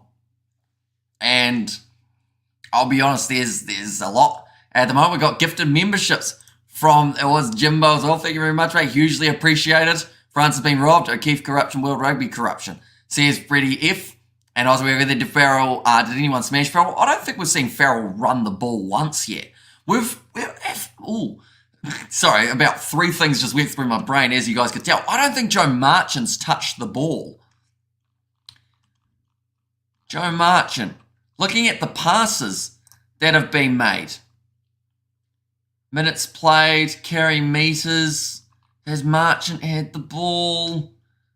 Not really. By the looks of it, Joe Marchant, he's a player who I said would be X-factor for England if they could get the ball out to him. They haven't needed to. All right, we agree. It's like he wanted all the glory for himself. Kelleher should not have detached from the ruck, says Porter, and we got this. And also we have got there, Clacker Smith says Gamblers Express. He's definitely going to be one of the keys off the bench for the Springboks in this contest. And also we have got there, this Kiwi look like a porn star, says Boy. I mean, I'll take it. I have been compared to an 80s porn star quite a bit. Of my appearance, of course, not because of my performance in the bedroom. Wrong turn must come in, says Malcolm the Worthy. And also 40 minutes to go, a lot of time to fire up the score. Go the South African, says Mikhail. Well, that's the thing. There's only 6 points difference between these two sides at the moment. So there's plenty of time to be able to right those wrongs. I believe England will go with a relatively similar tactic throughout this one. The ref is going to win, says Nathan there. Or South Africa is going to win. But that's the thing. England giving away more penalties in that first half. So are we saying... I assume that you guys are saying that South Africa are getting hard done by the ref, even though they are the less penalised side throughout that first half. I think. Is that what the comment is? And also we have got there, come on, says Anzo, and also plenty of time. Don't worry, South Africa, the ABs do it for the Southern Hemisphere, says Trajan. And also we have got there, where's the game, mate? It is taking place at the Stade de France, but if you are looking for somewhere to watch this game, if you go onto the Rugby World Cup website, you will be able to see exactly where the options are for being able to watch it. We need to believe it is only 6 points. We will take it, says Alandre. And also we have got there, Ben O'Keefe is going to favour the English, so the All Blacks can have fun in the final. Why put a New Zealander as the referee? World Rugby corruption, says Freddie F. But yeah, England, like I said, 7 penalties against them, 6 against the South Africans. But it's been the moments when they've been penalised that I think has been costing the South Africans a little bit more for that ill discipline that we have seen. We have got there, let me do more. Okay. And also we have got there, I'm watching it, says Jasper. And also the last penalty was BS. Says Bayern, they paid the ref. Tell you what, the chat is going very quick at the moment. I do appreciate every single one of you for being here. We are only 200 away from the 42,000. So if you do want to help us get there, ladies and gentlemen, please do hit that subscribe button. It is greatly appreciated, and we've got plenty more rugby coming in the near future. Been listening in since we were commentating the Chiefs. Says Parky there, and great commentary, enjoying it a lot. What's your name? A bit disappointed with Sky Open this morning. Says Peter. So my name is Hamish. And we are also going to be doing the 2 games next week, the URC, another competition that we have got coming up. We are actually hoping to do the 2 games of the URC tomorrow that are taking place between the Bulls and the Scarlets, as well as Leinster when they do take on none other than Glasgow. We have got their box, better not lose them down the Southern Hemisphere, says Mus. And also we have got their Ben O'Keefe's 6, the Springboks, Ben O'Keefe's 12, Springboks 6, says Charles there. Do you like fish and chips on your deck? Says Blake, I do, yes. I'm going to try and have a braai after the Rugby World Cup. Farrell's at time reminds me of a spoiled child. Yeah, the captain getting marched back 10 for his talking back to the referee. You can upset the box, says Petero. And also the ref is bad, says ABP. So I assume that is in favour, you're saying he's bad against the Springboks for that first half. But yeah, 1 less penalty against the Springboks in that first half than England, I need to mention once again. So Springboks actually the more disciplined side throughout that first 40 minutes. But I think we need to look past the referee in this case and look at the Springboks running game. Because why are they not running the ball? They're normally extremely dangerous. They had over 400 metres run in their game against France, and they were scoring tries for fun. They've had less than 100 metres carried in this contest, and that has been drastically hurting them in the overall scheme of this match. We have got there Owen Farrell, leading leading point scorer with 12. In this game, Franco Mostert, the leading tackler. He has made 9 tackles throughout this game. The leading running meters is actually Damien Valimza, only with the 27. And also, the 3 runs from Ben Earl over the gain line does have him as the leader. So the fact that we've only got 3 carries over gain line at 40 minutes as the most tells you that both sides going with a lot less kicking. Andy has said, will you marry me? I don't even know you, unfortunately. Maybe one day. Make us proud, go the Poms. And also, what's the difference? What difference does the World Cup make in people's lives? Where'd that go? I wake up, only God, and give you true happiness, says Joe. And also, guys, come on, focus, says James. But do let me know, ladies and gents, who do you think will be the player who steps up in the second half? We've seen Andre Pollard already make his way onto the field. Cheslin Colby, I did predict him as the first try scorer. I didn't think we'd have to wait till the second half to see the first try, though, of course. And also, if you think South Africa is going to win, put a smile, says 2K. And also, good call on the running meters. Even Samoa have more running meters versus England. And also, we have got their win on the marks coming back. I think Jeff Wilson's just made the comment there on the Sky side of things. He said neither side want to play with the ball in hand. They want to keep giving it to the opposition, and if that is the case throughout the later stages of the game, that benefits England drastically. But if South Africa start attacking and start running the ball, they could score, I'm not even joking, 2 tries within 5 minutes. Just be a bit more attacking, that's all I'm going to say. Okay, there, sorry Hamish. Okay, can there be a Kiwi ref in this game, says Charles? There are multiple referees from different locations. Jaco Piper would have been in charge of the New Zealand game had it not been for his injury. World Rugby have made that clear, so it's the same boat as what that game would have been. Only due to the injury is the reason Jaco wasn't there. And we have got there, both teams are playing really good though, says Mogamit.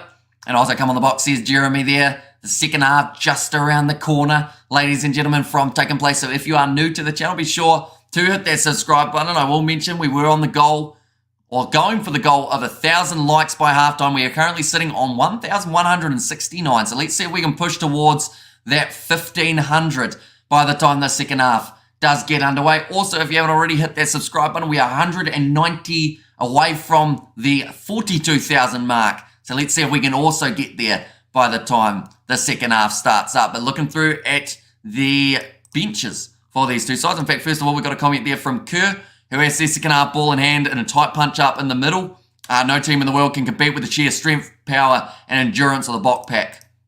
Yeah. The thing that makes them so dangerous is their running.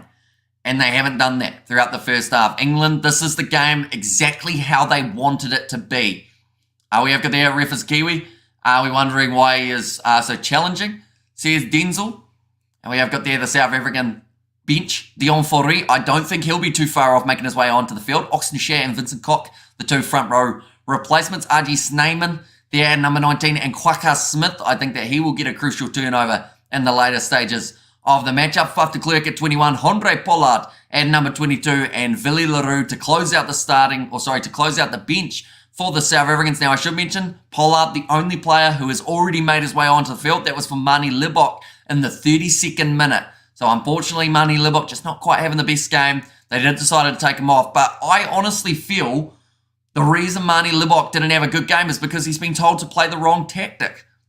He's most dangerous when he runs the ball. He's been told for this game, kick it away every time you touch it.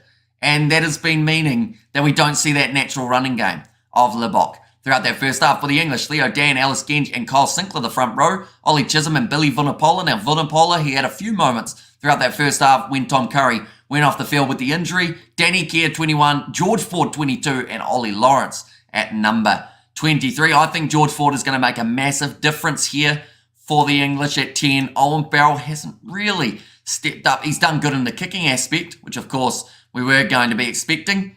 We have got there, what is the link for the live game? Says Dorian, if you go to the Rugby World Cup website, you'll be able to see your options of whereabouts you can find the game available, depending on where you are in the world. The Bok look bad, but that is because they made him play a different tactic.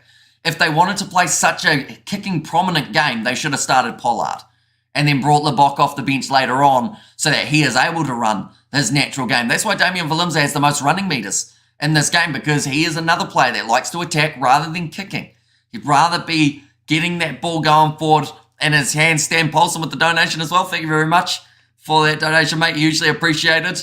And also, you've got there, yes, we want to see Pollard, says there. And the Springboks need to stop giving away penalties if they want to win. Springboks are definitely Santa Claus if it comes to giving away penalties, says Flying. Although, of course, England being a little bit more generous in the penalty count. 7 given away throughout that first half compared to the... What was it? Oh, there was a new donation from Pogger. I think I put up... Did I put up Stans? Or did I put up yours, Pogger, for the last one? Can I be mod? We have got a very good group of moderators at the moment, but when we do need to look for more, of course, it will be the ones who are regularly on the channel who are all there. Ref isn't doing us any chance. Says the Butso, and also Ref is playing for England. I mean, he's given away 7 penalties against the English compared to the 6 of the Springboks, but there have been a few penalties throughout that first half, a pretty even penalty count between them with just a few extra, or 1 extra, going against the English.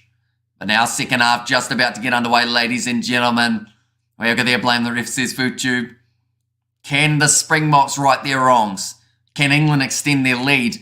They are all questions that we need to answer in the second half. The rain is still falling, ladies and gentlemen, for this one. But it is kicked off long. Courtney Laws takes it inside of the 22. Runs straight at Kutle Aronsa. And I've mentioned about it already. Cheslin Colby, we have hardly seen him. The reason he was able to be so strong in that game up against the Springboks in 2019's final was because he got the ball and he was able to create magic. And we kicked in a touch about 40 metres out from their own line here. England, a great chance, but early on in the second half, South Africa to be able to find that momentum in their favour. We have got there, let's go the Bok, says to me there, and also ref in England versus Springboks. But once again, the penalty count is against England. 7 penalties given away by England, 6 against the Springboks in that first half. Now, it's a Beth loose ball cleaned up by Sia Khaleesi at line out time. 40 minutes remaining in this contest, I should say, and 45 metres out from the line here. Kobus Ronak is going to be kicking. This is not the tactic for the Springboks. If it works out, he's kicked it backwards there, Kobus Ronak. Only going 40 metre, and England get the possession back. It's not the way to do it, I do have to say. Now, Owen Farrell, he will kick it. England do not mind this kicking battle. Going up, slap back by Johnny May, Joe Marchant, his first touch of the World Cup semi-final. Willemse gets on him, And does he get the penalty? No, he gives it away. Straight down against Damien Willemse. Very unlucky there to not win that penalty, but that is now 7 penalties against both of these sides in this contest. Don't worry, the Springbok know what they do. Just relax and watch. There's definite. On Farrell, long chat taking place. That's going to be now Elliot Daly to put that ball into touch. Didn't get the distance on it that he would have liked. And he scored England Northern Hemisphere. And also we have got there, South Africa looks so tired. Kicking battle is what England are relying on, working for them. Says Darby, yeah, England, this is exactly what they want. They want South Africa to be kicking the ball back to them. They want the game to be rolling slowly. But Faf de Klerk now making his way onto the field. That is for Kobus Reinach. So they have made the change in both aspects of the 9 and 10. Now, Ben Earl going to play a halfback. Gets it off to Courtney Laws. It's 35 metres out from the line here. It looks like Alex Mitchell once again rolling the ball back. It is going to be another kick from the English now, looking to put this ball high into the 22. Johnny May chasing after it, putting Colby under pressure. Farrell knocks it back onto the side of the English. Itoje goes off to Marler. Tackled by Better Toy and Mostert. Martin, quick hands there, gets it off to Curry, who's isolated. Damien Dialende not able to get that turnover though. Now Farrell going for the grubber again. I'm not liking that from him, although the slip from Damien Willemse puts it into touch 5 metres out from the try line. Now England have got the chance for the rolling maul. But yeah, see, even England are kicking that ball a little bit more on attack than I expected. 2 times Owen Farrell has been inside of the 22 and both times he has kicked the ball away. In that case, it worked for them. But it is going to be now 5 metres out from the line. Chance for England to be able to get just half that chance more. Daly looking for that deflection but didn't get it off Damien Willemse, who had to take the diving catch. I would say that he's probably going off the field now for more than likely Willie LaRue. Yep, they have made that change again. Are they actually going for a maul? Says Lord. Well, they have to in this case because they are 5 metres out and the ball went into touch. So now Willie LaRue, the third of the experienced Springboks backs to make their way onto the park. Jamie George, get ready to throw this one in for the English. If it's anything like Saracens throughout the Gallagher Premiership, we will see that wasn't straight this time from England. And it was an uncontested line-out. That is a game changer right there. Jamie George apologises, but that was their chance to really go for the jugular. But instead, Jamie George, that wasn't even close to being straight. And get it right. And also, Rashid shouldn't have spent so much time playing with the lights. Says Rugby and also England people get out. Says Capano. And also, very crucial passage. There's Mumbo Jumbo Kiwi. Yeah, crucial line out to get right. And England do mess it up. How windy is it down there? It is 30 kilometres of wind, so there's a little bit. But, yeah, that one just started wonky from Jamie George and finished even wonkier. And Billy Vunipola up next. Goal wide throw like that, says the Australian Health Show. And also we have got there, let's keep it up, says Definite. And also the South Africa have been fooled into playing the English type game, says Ivo. Yep, tactically, this is not, I believe, what the Springboks would have wanted to do going into this contest. But England have been able to, I guess, I don't want to say, like, what's a good way of describing it? Not manipulate South Africa into playing this style, but they've been lured into it. Now, Faf de Klerk goes across to Damien Dialende, another man who has crash ball specialty in the way that he plays, yet hasn't had that opportunity to do so. I almost forgot Jesse Creel was on the field. I had to think about who was outside centre. He has not had a single run throughout this game. The kick into touch by Pollard. And it's over already. Box lost, says Rugby, and also Galabok. Looks like RG Snyman now making his way onto the field. That is more than likely for, yeah, it's Eben Etzebeth being taken off the field there. Keeping Mostert out for that ability of stealing in the line out. And this could be the turning point in the game where England missed out. And go Kwaka, says David in there. The crowd are booing Eben Etzebeth. I feel like it's very hard to boo Eben Etzebeth, isn't it? And I don't even know if that's I'd assume that's not the Springbok supporters who are booing him. I'd like to think. And also, where's all the players played in the last match? Says Pran, they've gone with an identical, whoa. That is the weirdest line-out we have seen. Jamie George almost threw that one straight up. He was trying to see if he could get it into orbit. But it's claimed by South Africa for the not straight throw. And now Faf de Klerk. 22 metres out. Going to be once again going for the kick up high. Advantage is over now for the knock on. Close to the touchline here. Elliot Daly knocks it on. Kolisi goes across to Faf de Klerk. And they will go back for another scrum there. And also, let's see the match, bro. WTF. Sadly, due to licensing, any match footage or audio gets it taken straight off YouTube. So that is why we are unable to show footage. But you can check out the Rugby World Cup website. They have got the option of where you can watch, depending on where you are in the world. We have got the £5 donation as well from Mumbo Jumbo Kiwi. Thank you very much, mate. Greatly appreciated once more for your generosity. Flying fuff time, says David. Yeah, it's going to be those experienced guys who have to step up here. And finally, Fuff, says Lola Bunnies. Also, we have got there Never Boo, that's unethical, says Chloe, and also that's 2 not straight throws, that's lame, says the health show. Yeah, it's hurting them at the moment. And I have less hope, says MK. Now, George Martin has stayed down with a little bit of an injury, I should mention. Currently, England and South Africa are both $2 underdogs, if that makes sense. The draw is $9, South Africa or England. If you're betting on either of those two on the New Zealand TAB, you are doubling your money if you get it correct. But it's very tricky to know who exactly will be the side that walk away with the victory here. How much time has played so far? Go then, Palm, says Robinson. Currently, we have had 46.5 minutes through this contest. Still 34 to go, so plenty of time for both of these sides to be able to put their final mark on the game. We have got the it's raining heavy. It is absolutely bucketing down in St. Denis. So maybe that's why we're seeing a bit more of a kicking game, but I still feel like the handling has been good enough throughout this game to be able to run the ball a little bit more. And now Faf de Klerk ready to feed this ball in. They are 40 metres out from the line. And we will have another scrum reset. I backed over 37 points, says the Australian Health Show, and I'm concerned, says Lynn. And also Faf is flying on Bunny Chow, says David. And also both teams deserved booing bad rugby. And Bok before says it was there from Nino. But I should mention anyone who is new to the channel, of course, be sure to hit that subscribe button. We are currently only 108 away from that 42,000 goal. So if you do want to help us get there, be sure to hit that subscribe button. So close, says Gundio. Yeah, 33 minutes left. Another scrum reset here. Ben O'Keefe's going to have a chat to both front rows. It's not looking good, says Minahili with a little smirking face. And then South Africa says Noni.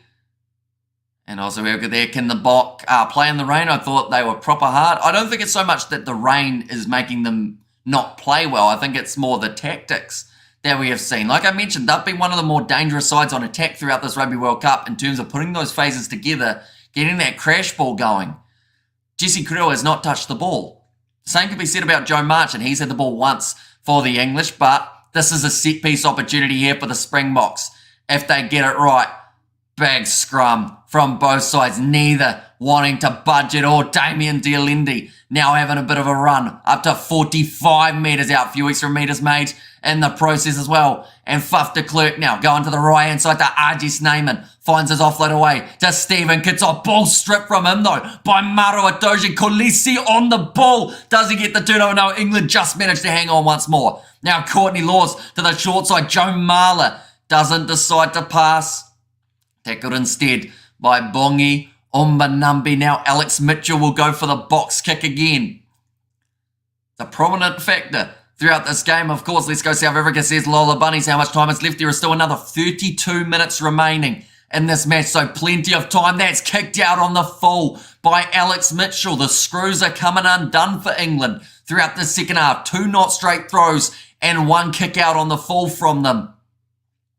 Makes you wonder whether or not this is now the chance for South Africa to really step it up. But Stephen Kitsoff is going to be going off the field. That is for Oxnard, who has played every game of the Rugby World Cup so far. Strangely has said how to watch live. If you go onto the Rugby World Cup website, there will be an option of where to watch, and then you can see, depending on where you are in the world, what options you have got to be able to watch. It's not looking good, says Tope.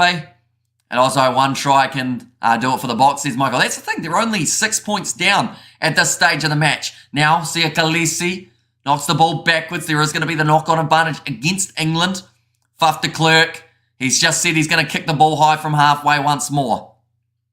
And that will take away the knock-on advantage that the Springboks do currently have.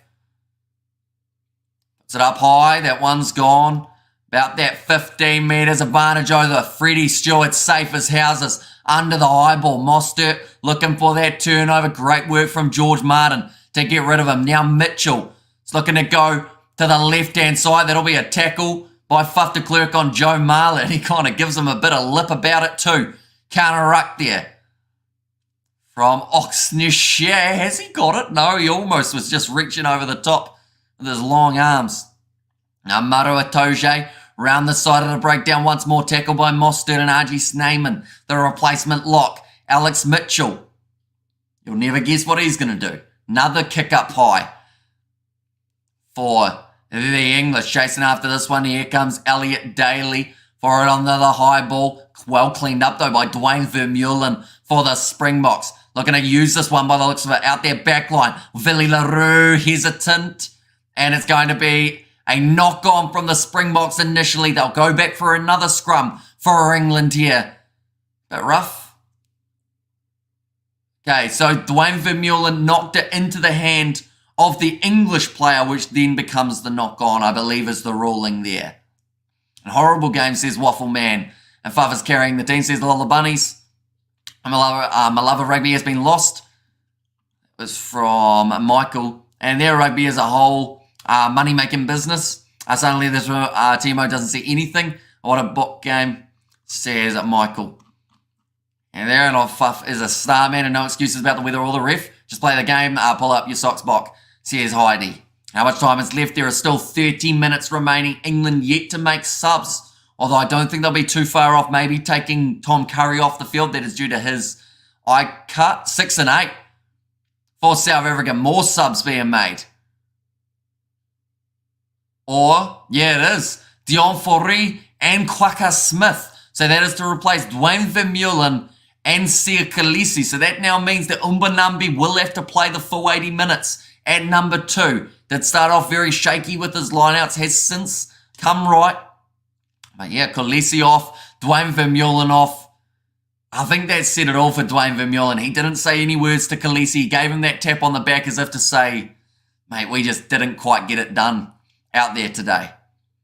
Look at them, more kicking than an Aussie rules game, says David there. And what it is, says Christelle. And Aussie South Africa underestimated England, says Bruce. I think they've just played England at the English style of game, which is that kicking in behind, and they need to start running the ball. That's where they're dangerous. Cheslin Colby has not touched this ball other than when he's had to go up for the up and unders. The Sucks box step up already. Rassi Erasmus talking tactics with his coaching staff. They've definitely got it wrong throughout the first 50 minutes. I think everyone would admit that, though. How they have played big scrum from the Springboks, and they get the turnover for the first scrum since bringing Dion Foree and also a big man and Kwaka Smith on to the field. Now RG Snyman. Pollard, cross kick to Cheslin Colby, who's got the ball. Grabber in behind to Willie LaRue, who taps it forward, just doesn't have the pace to be able to catch up with it. But that is what the Springboks should have done 45 minutes ago. Just half a chance there. Well, rugby, what a joke. Already decided who was going to be in the final. Goodbye, rugby, says Michael. So out of curiosity, who is going to be in the final, Michael? Because this game could still easily go either way. South Africa almost scoring themselves a try. If they had converted it, if they had scored, they would have been in the lead. And it is now going to be an English scrum or 22 option for the English here. And also, I swear, Bruce says Liam and England is a loser. Oh, we got something here. Time is off. Is that because they're checking something or just because they're making subs? I believe it's just because of the subs. Ellis Genge. And also, it is going to be Ollie Chisholm making their way out onto the field if we lose to England. And also, we're going to come on England, says Super. And there as well, can we replace the referee for someone who can ref, says Yolandi. I mean, we can look at the penalty count at the moment. At the moment in this game, 7 penalties both sides. So, actually very even in that regard. So, which side do you feel have been hard done by in the refereeing if it is even? out of curiosity. Turnover is good for England once more. In the breakdown, they're on the halfway line. Here comes Ellis Genge. His first carry. Since making his way onto the field and makes a few metres in the process. I should mention as well, Danny Kerr is another man who has just made his way out there for England. This might actually add a little bit more attacking for the English. Drop goal attempted from Owen Farrell. 45 out from the line. Gets it over. And England now take a 9-point lead in this game. He was channeling his inner George Ford there. And the George Ford or the Owen Farrell drop kick just sneaks in the left-hand post. That will now give them the lead 15 points to 6 here. And also, come on, South Africa says Chantal and Huaka Smith should have been on much earlier. And also, yes. And also, come on, South Africa says Chantal and Owen Farrell. He licks his lips and says, yes, boys, I've done that one. You remember me 3 years ago? Says Jin there. Jeez, it's been a little while. If it is the 3 years, you would have been here for probably the original Super Rugby streams or maybe Rugby Championship. If that is the case. Ball available now for Danny Kerr and great kick Farrell, says Rodney. Yeah, absolutely nailed it from 48 metres out as well. And guys, come on, we can't lose, says Manny. Kicked into touch there. I should mention in the TAB odds now, South Africa, $2.90 underdog. So it is slowly increasing. In fact, they go up to $3 now for this matchup. So there's still a lot on the line. There's still heaps of time remaining, 25 minutes. But a great kick from Owen Farrell. In fact, we are playing bad. If we do not do something quick, we will lose, says Ockert. Now South Africa with the line out throw. Like South Africa will win and whatever. The Proteas still kick the English butt in the cricket, says Chelsea Babe, and box in trouble now, says Brian. Champions are out. They're not down and out yet. I can tell you that. So far, kicking metres, we've seen over 500 from the South Africans. Only 125 metres run. So less or around 300 less than we saw throughout their whole game up against France. And that is what made them so strong, was that running game. They've got the tactics, I have to say, all wrong in this game. And it may just cost them a spot in this World Cup if they don't sort it out for the last 25. Box, what are you doing now? Says Bunelli. And also, we've got an England will win. Don't underestimate, says Keller. And also, my song and dance, but refereeing must be looked at. And also, the ref says favour. So, which side against, though? Because they're both giving away the same amount of penalties. So, I do have to ask that question. Referee against who in this game do you think is bad? Now, Peter Steph the Toy. Going to the left-hand side. Huaka Smith. Good tackle made on him by Tuolangi. Now de Klerk goes off to Pollard. Knock on from Jesse Creel. That's the first time we've seen him touch the ball throughout this game. Probably wasn't expecting the pass. Now, Tom Curry going to the left-hand side to Ellis Genge, who will take contact of R.G. Snyman. Give me some beer, says Prayan there. And also favour small as a mustard seed, says Ruel. Now Danny Kerr going to be rolling this ball back. That is actually out, so he does have to use it. Didn't quite do it as smoothly as he would have liked. Now Villy LaRue takes the ball on the halfway line, tries to run. Tackle well by Owen Farrell. De Klerk back to Pollard. Once again back to the kicking game. Well taken by Freddie Stewart at the back. And he does take the mark. That will use up a little bit more time on the clock. And at the moment, time is not in favour of the Springboks. We have got their All Blacks in the grand final. Everything going to be all right. And also come on the block. We need a try, says Gumdio. And also touching me, touching you, says Futube. 25 minutes left for this matchup. England, they have got time to be able to just patiently wait. They are making another change. It is going to be Kyle Sinclair onto the field for Dan Cole. Another player we haven't really seen a huge amount of, but has just done enough. Franz Malherbe also from the field. That is for Vincent Koch, who will replace him. Currently 56 minutes through. Whereas their thug Etzebeth, he is off the field. At this stage, they did end up replacing him with R.G. Snyman. Good kick downfield from England. Now South Africa have got the chance inside of the 22, inside of their own half, just to be able to go for it. Bring in Fafman. He's been on the field for about 15 minutes or so of Faf de Klerk. And Bybok, LSG guys, don't loosen up or don't lose hope. Is that Kiwi ref got paid well, says Charles. I mean, he's penalised both sides the same amount. So unless both of them have paid him, It'd be an interesting scenario if that was the case, wouldn't it? Dion Fourie now going back to Faf de Klerk. Andre Pollard, another kick from South Africa. Cheslin Colby chasing after this one. The only time he's going to get the chance on attack is if he takes a kick from the air and manages to create the line break, because they are not passing it out wide to him.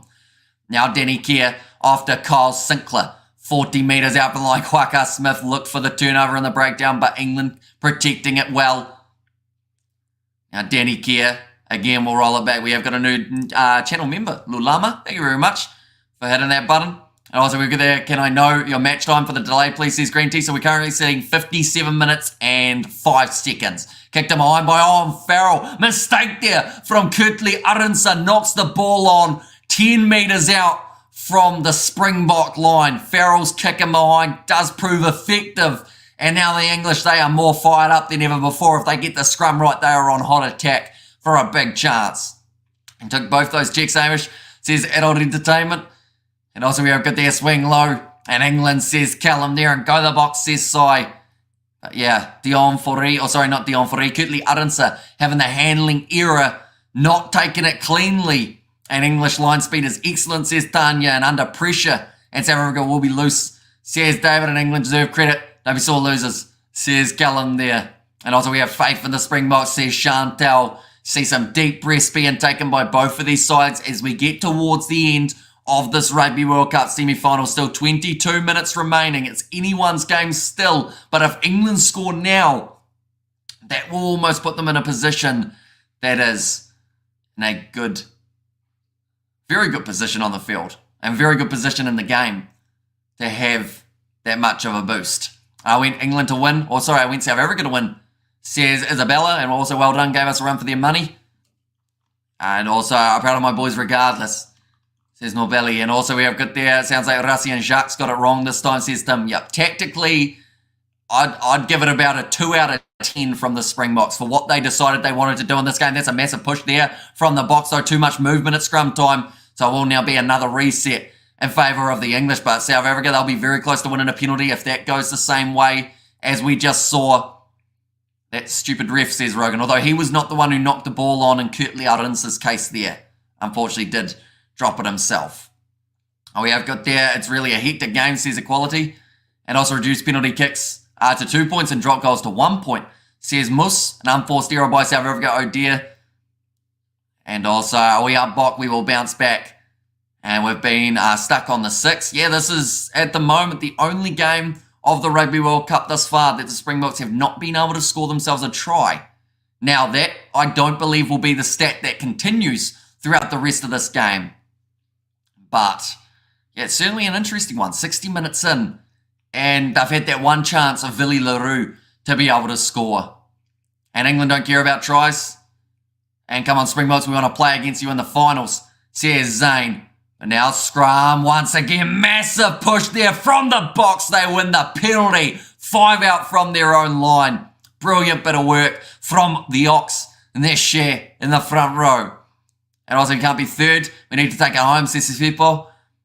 And also, we have got there Hamish. And come on, England, my fellow South Africans are a winning streak. And Springboks win, Hamish. Just watch, says Schwab. But that is a massive game-changing penalty won by the Springboks, who are now $3.80 underdogs. And if the English were able to score there, that would have changed this game just that little bit more. You can do it, Bok. What's the score now? It is still sitting 15 points to 6 after 59 minutes in this contest.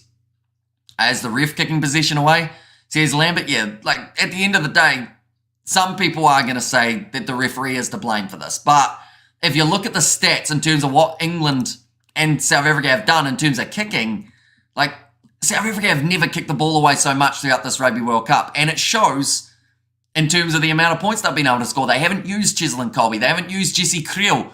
Damien Dealende, he's had one run forward and he looked good while doing it. That was close to the touchline. Springboks going short side. Wrong move again. And they go straight into touch. Whoever scores next will win, says Leon there. And also we got their try coming up. And also the weather is the reason this game is bad in England, says Ducky. I mean, England have played the game that they needed to, though. South Africa needed to try not to fall into the trap that England were setting, and they have fallen straight into it. Africa there, New Zealand paid the ref, says Reinhardt. Although I think so far South Africa have won more penalties than England. Yeah, England have conceded 8 compared to the 7 of South Africa. So that would mean theoretically that England have been the side that haven't paid the ref, if you're working on statistics. Now, Tom Curry, big run from him. Yeah, this might be the least running meters we have seen from the Springboks throughout 2023, which is massive for them. Slapped back by England, although the ball is a bit loose. Cleaned up nicely by Manu Tuolangi. Pressure in the breakdown by the Springboks, but Atoje cleans it up now, going short side. Benil with the step, accelerating nicely for the English. 45 metres out, there's a knock-on the ground though, and now a chance for South Africa to counter-attack. Andre Pollard goes across to Willie Leroux, looking for the cross-kick to Cheslin Colby, claimed by England, and that's advantage over. Unfortunately, the mismanagement for the Springboks there. Another knock-on though, they will get the knock-on, or the scrum feedback. And blame the ref. We don't have any favourites. And also we need a try now, Bok. And also we have got the South African flag from Neppy, and come on the box, says Chantel, and no one paid the ref. Ill-discipline and piss poor tactics by the box, suck it into a kicking game, says Adrian. Yep. And going into this match, in our preview, we said that the thing that South Africa need to do is play that running game. They need to attack early. They had the men on the field to do that. If they were going to play that kicking game, they should have started Faf and they should have started Hondre, and then off the bench, they should have gone with the attacking play of Mani Libok and whatnot later on in the contest. But they didn't. They went with a kicking game from the get-go, and it's cost them drastically. But now the scrum people, the box, they are not out of this game. I need to keep on reiterating that. They are only down by 9. A penalty or a try will get them in that little bit closer. Now, sorry guys, it's over, says Favour. Anyone who hasn't already though, be sure to hit that subscribe button. Like I mentioned, we are on the road now to 43,000, so let's see how close we can get before the end of this live stream. Yeah, be sure to hit that subscribe button. We are back for the URC. We are back for the Rugby World Cup final as well as the semi-final. Right, Ben O'Keefe has said there, I'm going to penalise you guys if you keep on bringing water carriers onto the field. It's not a drinks break. If you want water, just open your mouth and look up at the sky. It's raining heavy enough. That's not the words he said, by the way. But Bongi Manambi just having a chat there to Ben O'Keefe. And yeah, Ben O'Keefe said, if everyone keeps on making their way back onto the field, slowing the game down, I am going to have to penalise someone. Is Sia giving the wrong calls all the time? Sia's Hillary, I don't think it was Sia Khaleesi's fault. I think it's further up. I think coaching-wise, they wanted to play a kicking game up against a side that wanted a kicking game in England. Because England haven't strayed away from their tactics. Their tactic is to kick that ball back to South Africa, get a bit of territory, and then put the grubber in behind towards the corner to either force the Springboks to make the error or have a chance with Johnny May or Elliot Daly.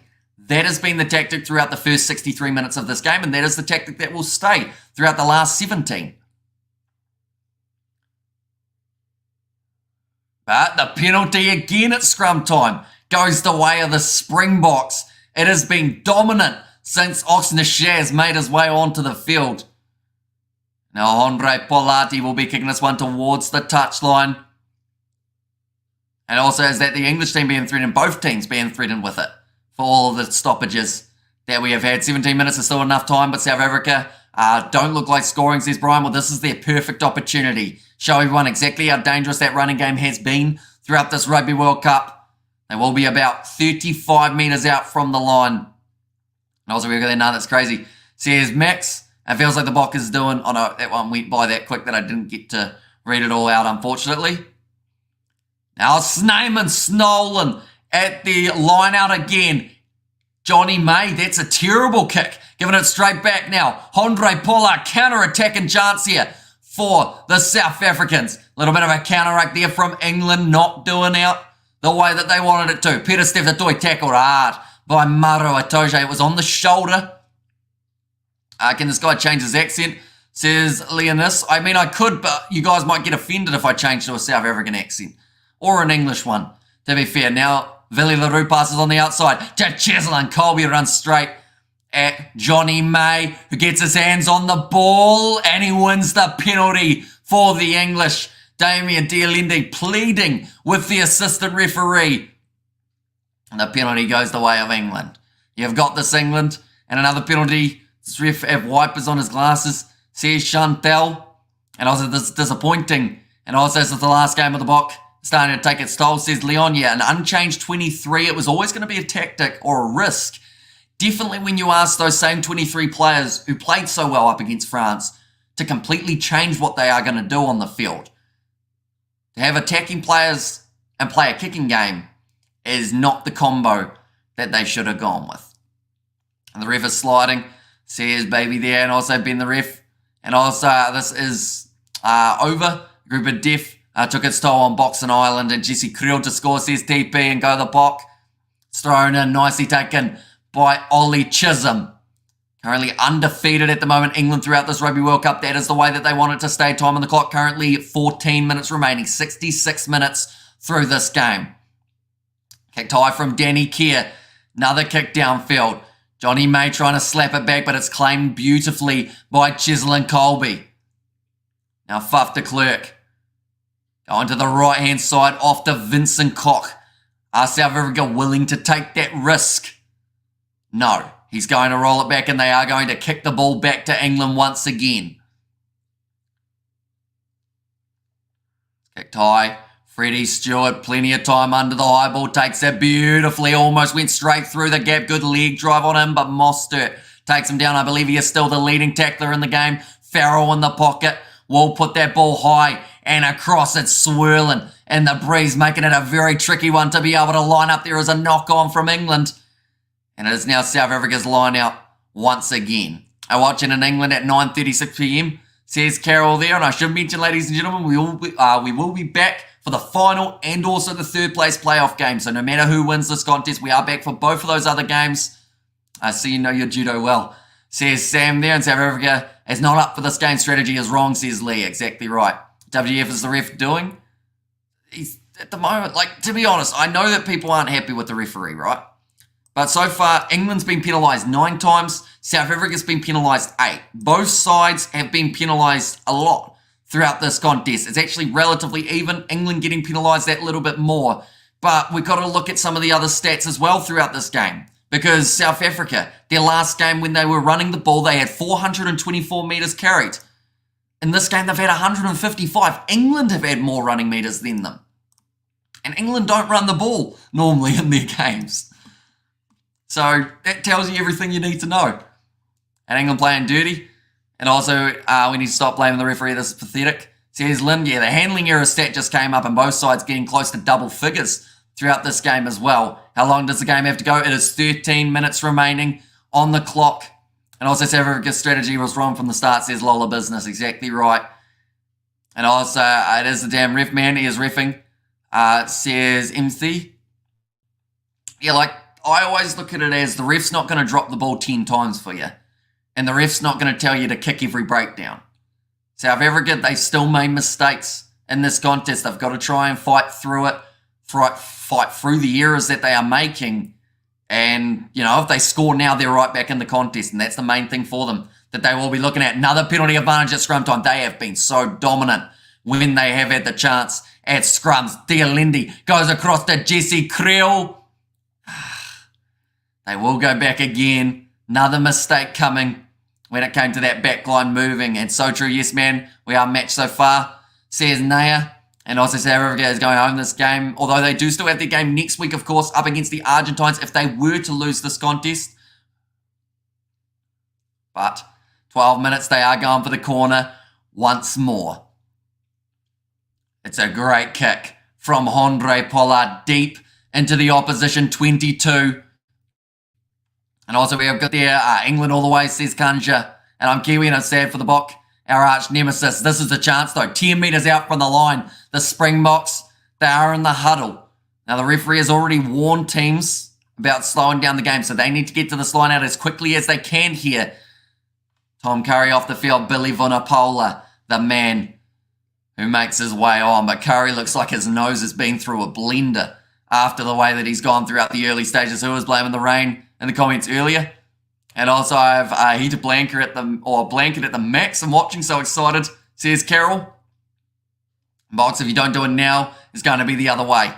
They've thrown it in. RG Snyman takes it. Breaking off the back. Here comes Dion Furry. 2 metres out. Oh, he springs back to his feet. Has another crack at the line, but just short. RG Snyman now defensively for England. He hasn't stopped. And it's the first try of the contest. South Africa, the Bok get back in it. And RG Snyman, they run the ball and they find success. Snyman gets over the try line in the 68th. There we go, his first try of the Rugby World Cup. Different tactics equals different results. The Springboks have found that out firsthand. And also we have got there, give us a try, boys. Our ref missing a good contest. Put your blinkers off, says Bradley. And also we got the New Zealand. Oh no, I read that one. Well, it went by that quick that I wasn't able to read it, I should say. But the Springboks back in it. The kick here for Handré Pollard. We know that he is normally a very safe kicking option for the Springboks.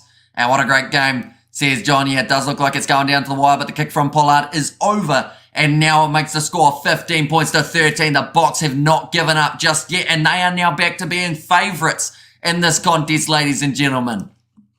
But Dion Fourie, impact player, when he ran his way off the back of the rolling ball, and England's defence was just caught scampering, trying to cut it off and go the Bok.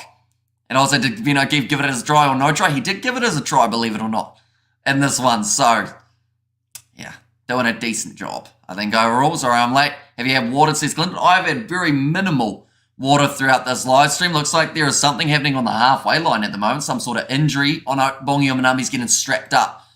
He is dripping with sweat and water from the rain.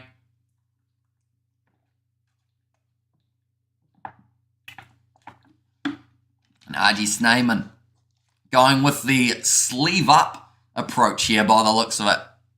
Looks like he's got a vest on, but he has been able to score what will be probably the most important try.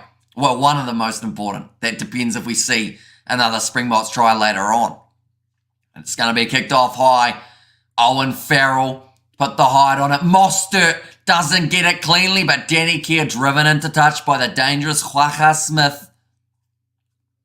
Oh, yeah, I've got their drink for me, says Chloe.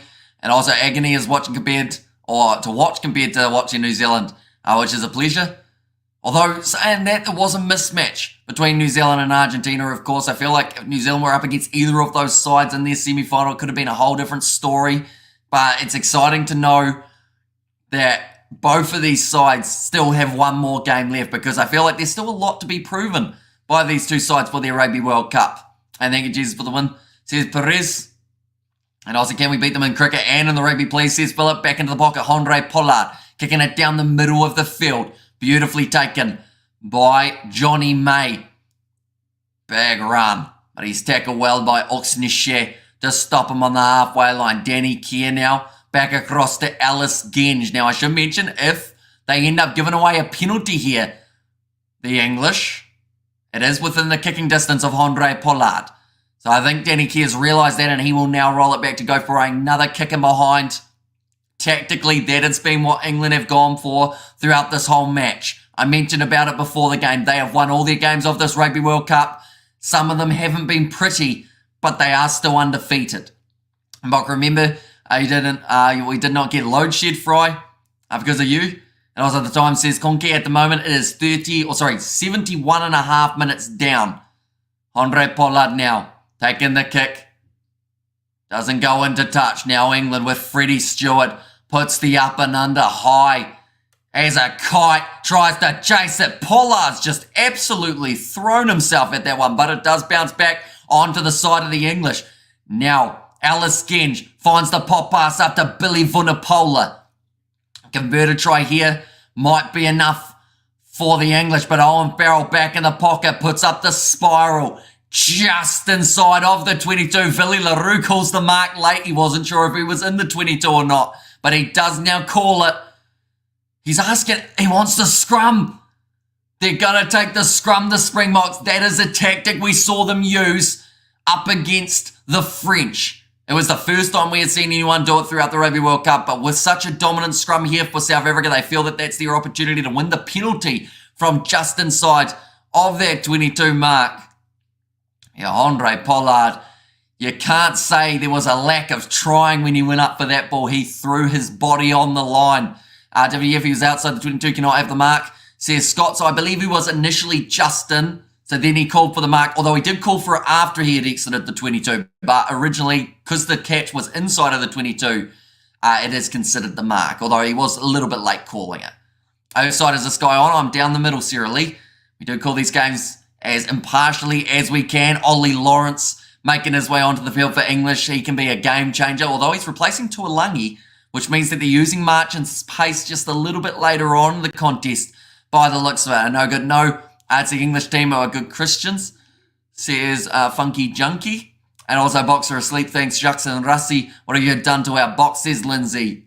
It's not too often we only say that the Springboks have scored one try throughout 80 minutes of rugby, but there is still 7 minutes remaining, still time on the clock for the Boks to be able to change this contest for the better in terms of their Rugby World Cup hopes. I should mention anyone who hasn't already, be sure to hit that subscribe button. We are going to be back with the 2 games next week alongside the URC, so be sure to hit that subscribe button. We're on the road to 43,000, and we are only sitting around that 900 away, so if you do want to help us get there, be sure to hit that button. That is a good scrum from the English, and now the Springboks do have to exit from inside of their 22. Great kick from Andre Pollard downfield. Now Freddie Stewart once again going for the up and under. That's gone off the side of his boot. Goes up for it. Knock on advantage against the English. Faf de Klerk asking for the penalty, but it will be a scrum once more for the Springboks. This is from 45 metres out. This is actually a very good position on the field. If they can get themselves that penalty advantage, that might give them the lead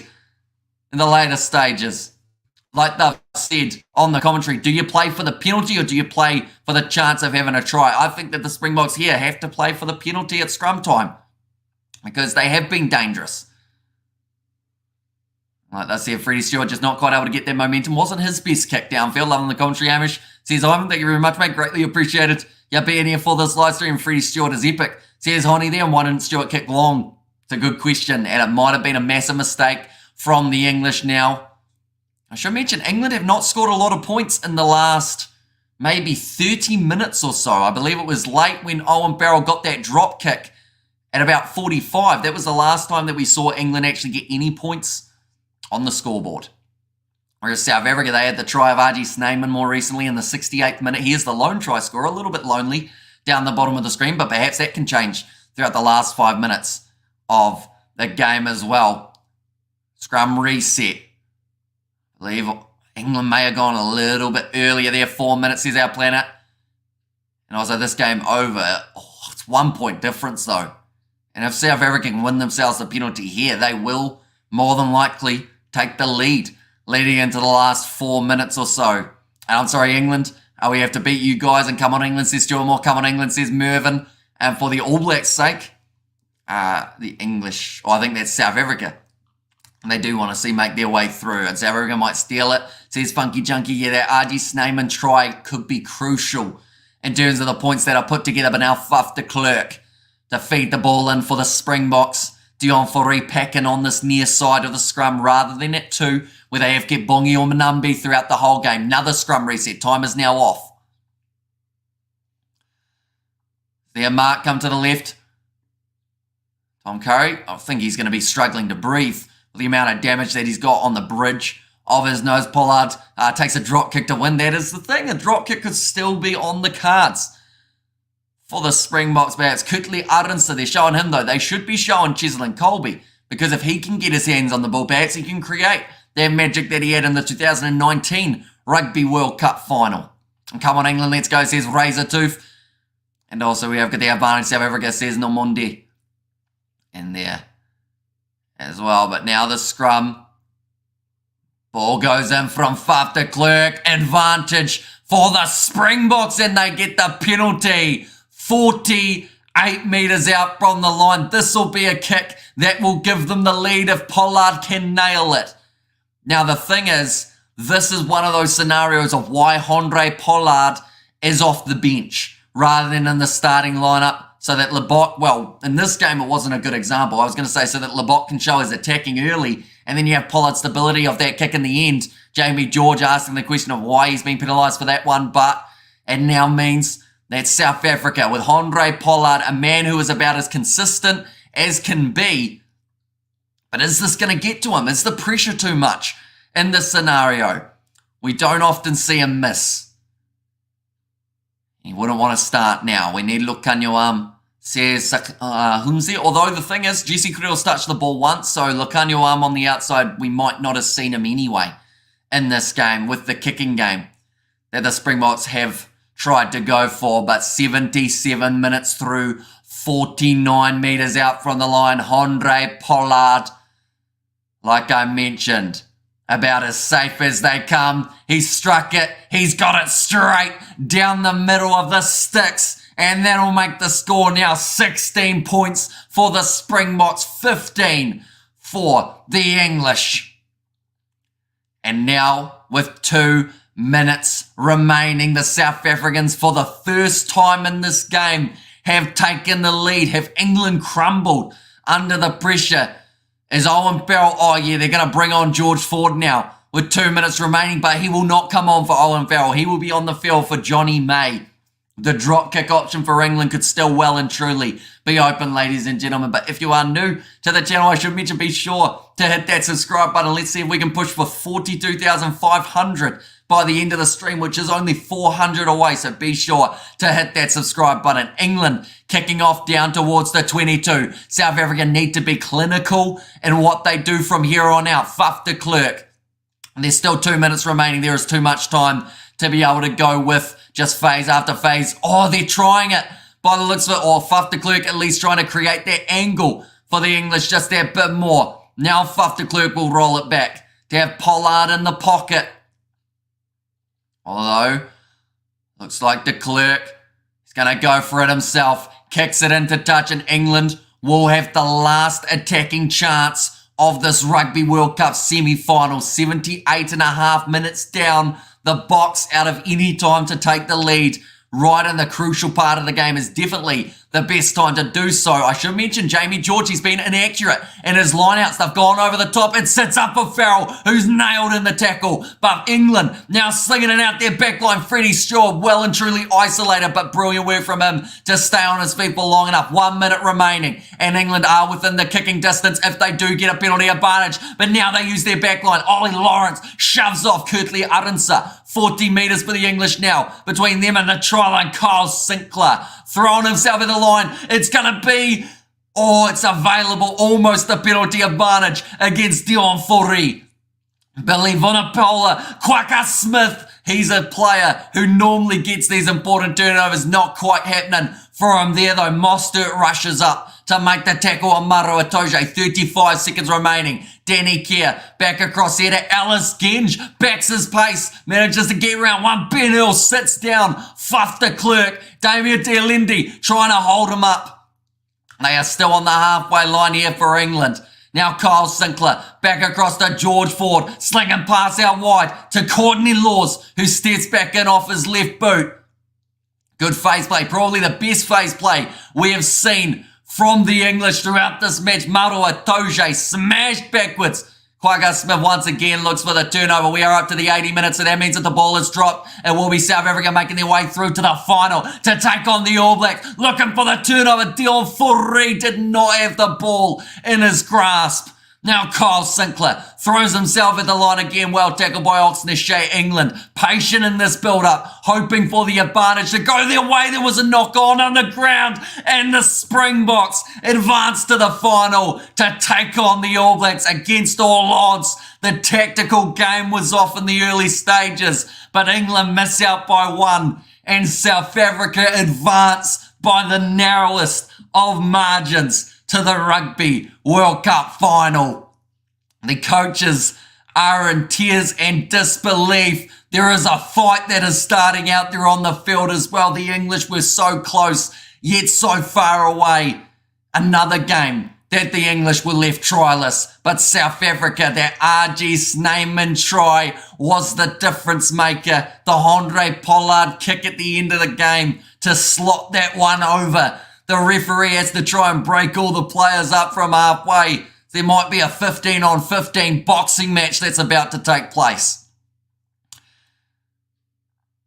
Both sides putting absolutely everything into it. The Springboks, they will have to count themselves lucky in that contest, because if they go into their next game with as much of a kicking game as they did here, could be a completely different story. But I do thank you all very much for being here on this live stream. Anyone who is new, be sure to, of course, leave a like and subscribe. It is very greatly appreciated you all being here. A great bit of work in the final moments of the game for the Springboks. That just shows once again they are not out of a contest until you hear that final whistle blow. England, they were waiting for that penalty advantage, but they never quite received it. Makes it an all Southern Hemisphere final in the Rugby World Cup 2023 competition. Now, I should mention England are going to be taking on Argentina in the third place playoff game. We have got their typical English, can't take a loss, says Arch, and also we get there South Africa. And then the Bokke, says Tracy, and yes, Bokke, and we did it, says Lovely and Kossi. And to South Africa win, they certainly did, 16 points to 15. In your face, those who said South Africa was losing, and I told you guys we trounced England. And also we have got there Go Bokke, although I would say completely different game to what we saw up against France. In their game up against France, South Africa were running the ball. In this game, I think they would have closed out with less than 188 running meters for the Springboks. That is the lowest registered number for a Springbok side since maybe about 2021. And that's not good. That's definitely not what they're going to want next week. But they just narrowly snuck by in what was a great comeback victory for the Springboks. We have got the left this channel because I thought that South Africa would have lost. Geez, these guys Go Bokke. And also we have got there, we did a box, says Mungiso. And also we have got there, congratulations, proudly South African, says Sami. And also enjoyed your commentary, well done, says John Rose. Thank you very much, mate. I'm so done with rugby. I can't take this, says Michael. And also we have got there, oh no, says Sarah, and revenge is a suckers game. This is why England lost. They are trying to go for revenge, says Simo. And unfortunately for England, you know, we talked about the Springboks in that first half not being anywhere near as clinical as they should have been. That second half, we saw a perfect example of England not being able to take chances and not creating chances for themselves, because we saw only one drop kick throughout that second half. I believe that was the only points we saw from the English. And it just wasn't enough. At the end of the day, if South Africa scored one try, they were going to be right back in. We have got there, love the end result. And thanks, Box, says Michael there, and thank you, God. And also, now we're talking Bockies. And now, thank you, Hamish, great commentary. Says Ultimate win is a win. I don't know what y'all say. We won. Where'd that go? We won. Go Box, says Junaid, although they will certainly look at this performance and say that was not what we wanted to do out there on the field. And I think that that's good for the Springboks, though, because they will be able to go into their next game even more full of confidence and more full of, I guess, backing their ability. Up against the All Blacks, I don't think we're going to see much of a kicking game. I think both sides are going to try and run it.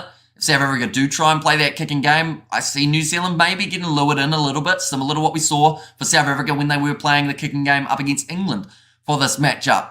We got there, proud to be South African right now, says Undeli, and also, well, we did it for a normal final. Kiwis versus South Africa, and see you in the final, mate, says Clinton. And I should mention both sides, of course, have 3 World Cups to their name. The one just around the corner, that is the decider of who will take out the 4th, and the 4th for the first time ever for a Rugby World Cup victor. We have got there, great commentary, thanks, bud. And also Dream Final Springboks versus the All Blacks, and also Let's Go the Box, says Ethan. And also that match I always wanted for the final, says Simo, and see you in the final, mate, says Clinton. And also, not going to lie, they almost had us, yeah, about as close as it could have got. But that is now 2 wins for the Springboks in quarter and semi-finals. 1 point difference. So they like leaving it close. They like keeping everyone on the edge of the seat. Maybe they're just trying to keep everyone's hearts racing in South Africa, because this has been, once again, another one of those thrilling contests that could have gone either way at the final moments. But I will mention once again, before we close off, ladies and gentlemen, if you haven't already, be sure to hit that subscribe button. We are only 250 away from 22,500. So if you do want to help us get there, we have got plenty more videos coming throughout the week, including, but not limited to, lineups when they are announced for these contests. We will be letting you know. We'll also have a preview, a review of this game, and then alongside that, our lineup predictions for both teams. So thoughts on the ref? I'll be honest, I thought the ref was fine. I know a lot of people were angry about it. England, the more ill-disciplined team, actually getting penalised 11 times compared to South Africa's 8. But I think that this game was the perfect example of there was more than enough time throughout this contest to change the momentum, even if you were penalised. Great call, thanks, mate. Says Tony as well. Thank you very much, mate. Usually appreciate it. And no way that South Africa deserves that. Says Al Adubia. They'll be very happy to be able to walk away with the victory because it could have easily gone either way. One lousy point. And I also can't say the Boks were lucky. Are we just better? Says Jade Smith. I mean, they've proved in the last 10 minutes why their bench is so clinical and why their bench is so important to the way that they play. Hondre Pollard and Faf de Klerk, I'm curious to see if they start those two in the next contest or whether they do have them once again coming off the bench. Freddie Stewart lost it for England.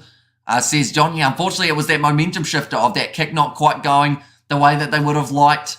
England also, their handling near the end of the contest hurt them big time. And great stuff. Night from Munster. Says Dennis, and great commentary, man. Fantastic effort. All Blacks and Boks in the big dance. Says Tony there. And also we have got there S-Red. Says Al Dubia. And also that was a fight book. And also we have got there, that was really terrible. Says how bad England are. Says Stephen.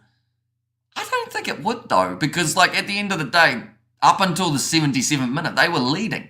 And you know, the Springboks, they scored one try in this game. I would have liked to see them increase that a little bit more. And I think we will in the next contest. And also we have got there, the ref called nothing in the last 10 minutes. Says Lucy, he was probably too scared to because he knew he was going to get death threats if he said anything bad. And see her doing his little speech, give their man an Oscar. And also we have got there, England well played and Bok what a comeback. And also we have got there, it's wild, they are the best. And also we have got there now for the final, go the Bok. And also if Bok play like next weekend, second place is worthy. And so I need a suit like that, says Gumdio. And also we have got there, the Springboks give me a heart attack and we are going to the finals. And that was close to 1 point difference matches. And even the TV commentators say, where'd that go? Say they never seen a ref blow like that. Says running stories. And also well done the Bok, great fight, England well played. And also what a bad game. Going to get a hiding from the All Blacks. I don't know, I feel like next week they will go to the drawing board, the Springboks. They will look at what they can do better and I think they will definitely be improved by next contest. I'm curious about the selection. That is the big one. Your descriptions and commentary is fantastic. Count me in as your newest subscriber, says Williams. So thank you very much, mate. Usually appreciate it. You hit in that subscribe button. Anyone else who hasn't already, be sure to hit that subscribe button as well. We're almost at 42,500. So if you do want to help us get there, be sure to hit that subscribe button. We have got there, thanks so much for this commentary, says Bianca. And also we have got there, well done South Africa. I told you all, we respect Springboks. The ref called nothing in the last 10 minutes, says Lucy. And also calm down, lads. You've edged out a bang average team. All Blacks will batter you, says Bobby. And well effing done, England. We robbed that one, says Gareth. And great calling, as per fella. And looking forward to your commentary next week, says Peter. Yeah, it should be an exciting game. Of course, we've also got the match taking place on Saturday morning or Friday night for you guys in South Africa. That will be the matchup taking place between Argentina and England. So be sure to keep an eye on that one as well. But nonetheless, I do thank you all very much for tuning into this live stream. We will be having a post-match review that comes out on the channel in the very near future. So be sure to keep an eye out for that. Alongside that, throughout the week, like I mentioned, we will have our lineup predictions of these sides for the Rugby World Cup final. There is a lot on the line, of course. It's going to be an awesome week. Who is this host? He's great. Says Bunky Junkie. That is me. And also keep up the good work, Box, says Violet. And also be proud of the boys, says South Africa. And also we cover, where'd that go? We cover that next game. We will indeed. We're covering all of the Rugby World Cup. We've done 46 games solo at this stage in the commentary. My voice somehow is still lasting, but we've got 2 games to go, both taking place next week, and we will be, of course, ready to go for those 2 contests. But thank you all very much for tuning in. Be sure to leave a like, subscribe to the channel if you are new for plenty more. Also, Amish really star and like the ref. Thanks for the great job. And also, we've got there, everyone was blaming the ref before. Says Dark Scar Flame. I know the referee got blamed before the game even started, which was impressive, but at the end of the day, like, it's not an easy job being a referee. And, you know, even if you don't agree with some of their decisions, win, lose or draw, just don't go on their social medias and give them the threats that we have seen throughout this World Cup, if that makes sense. Like, yes, you can disagree with them, but don't then take it to that next level. At the end of the day, I always think of rugby being built on respect, built on, like, that honour of, you know, 2 gentlemen's side going out there, playing their hearts out. So, yeah, hopefully you know, you can say the ref had a bad game, but just don't take it any further than that. At the end of the day, they are humans too. A brilliant commentary game. Cheers, says Ginger. And also we've got there, we wipe the floor with the roses. Like this score. I don't know if I'd call that wiping the floor. I think that South Africa, they will be happy with the win, but they will consider themselves a little bit lucky to be able to dig deep in that second half, having the least amount of running meters that they have throughout about the last 3 years in that contest. I think that's Sia Khaleesi at the moment on the commentary. He's just said it's ugly what we did out there, but we managed to get the win. So that is the main thing that matters. And nonetheless, thank you all very much for tuning in. If you are new, be sure to leave a like and subscribe, and we will see you all for the next one.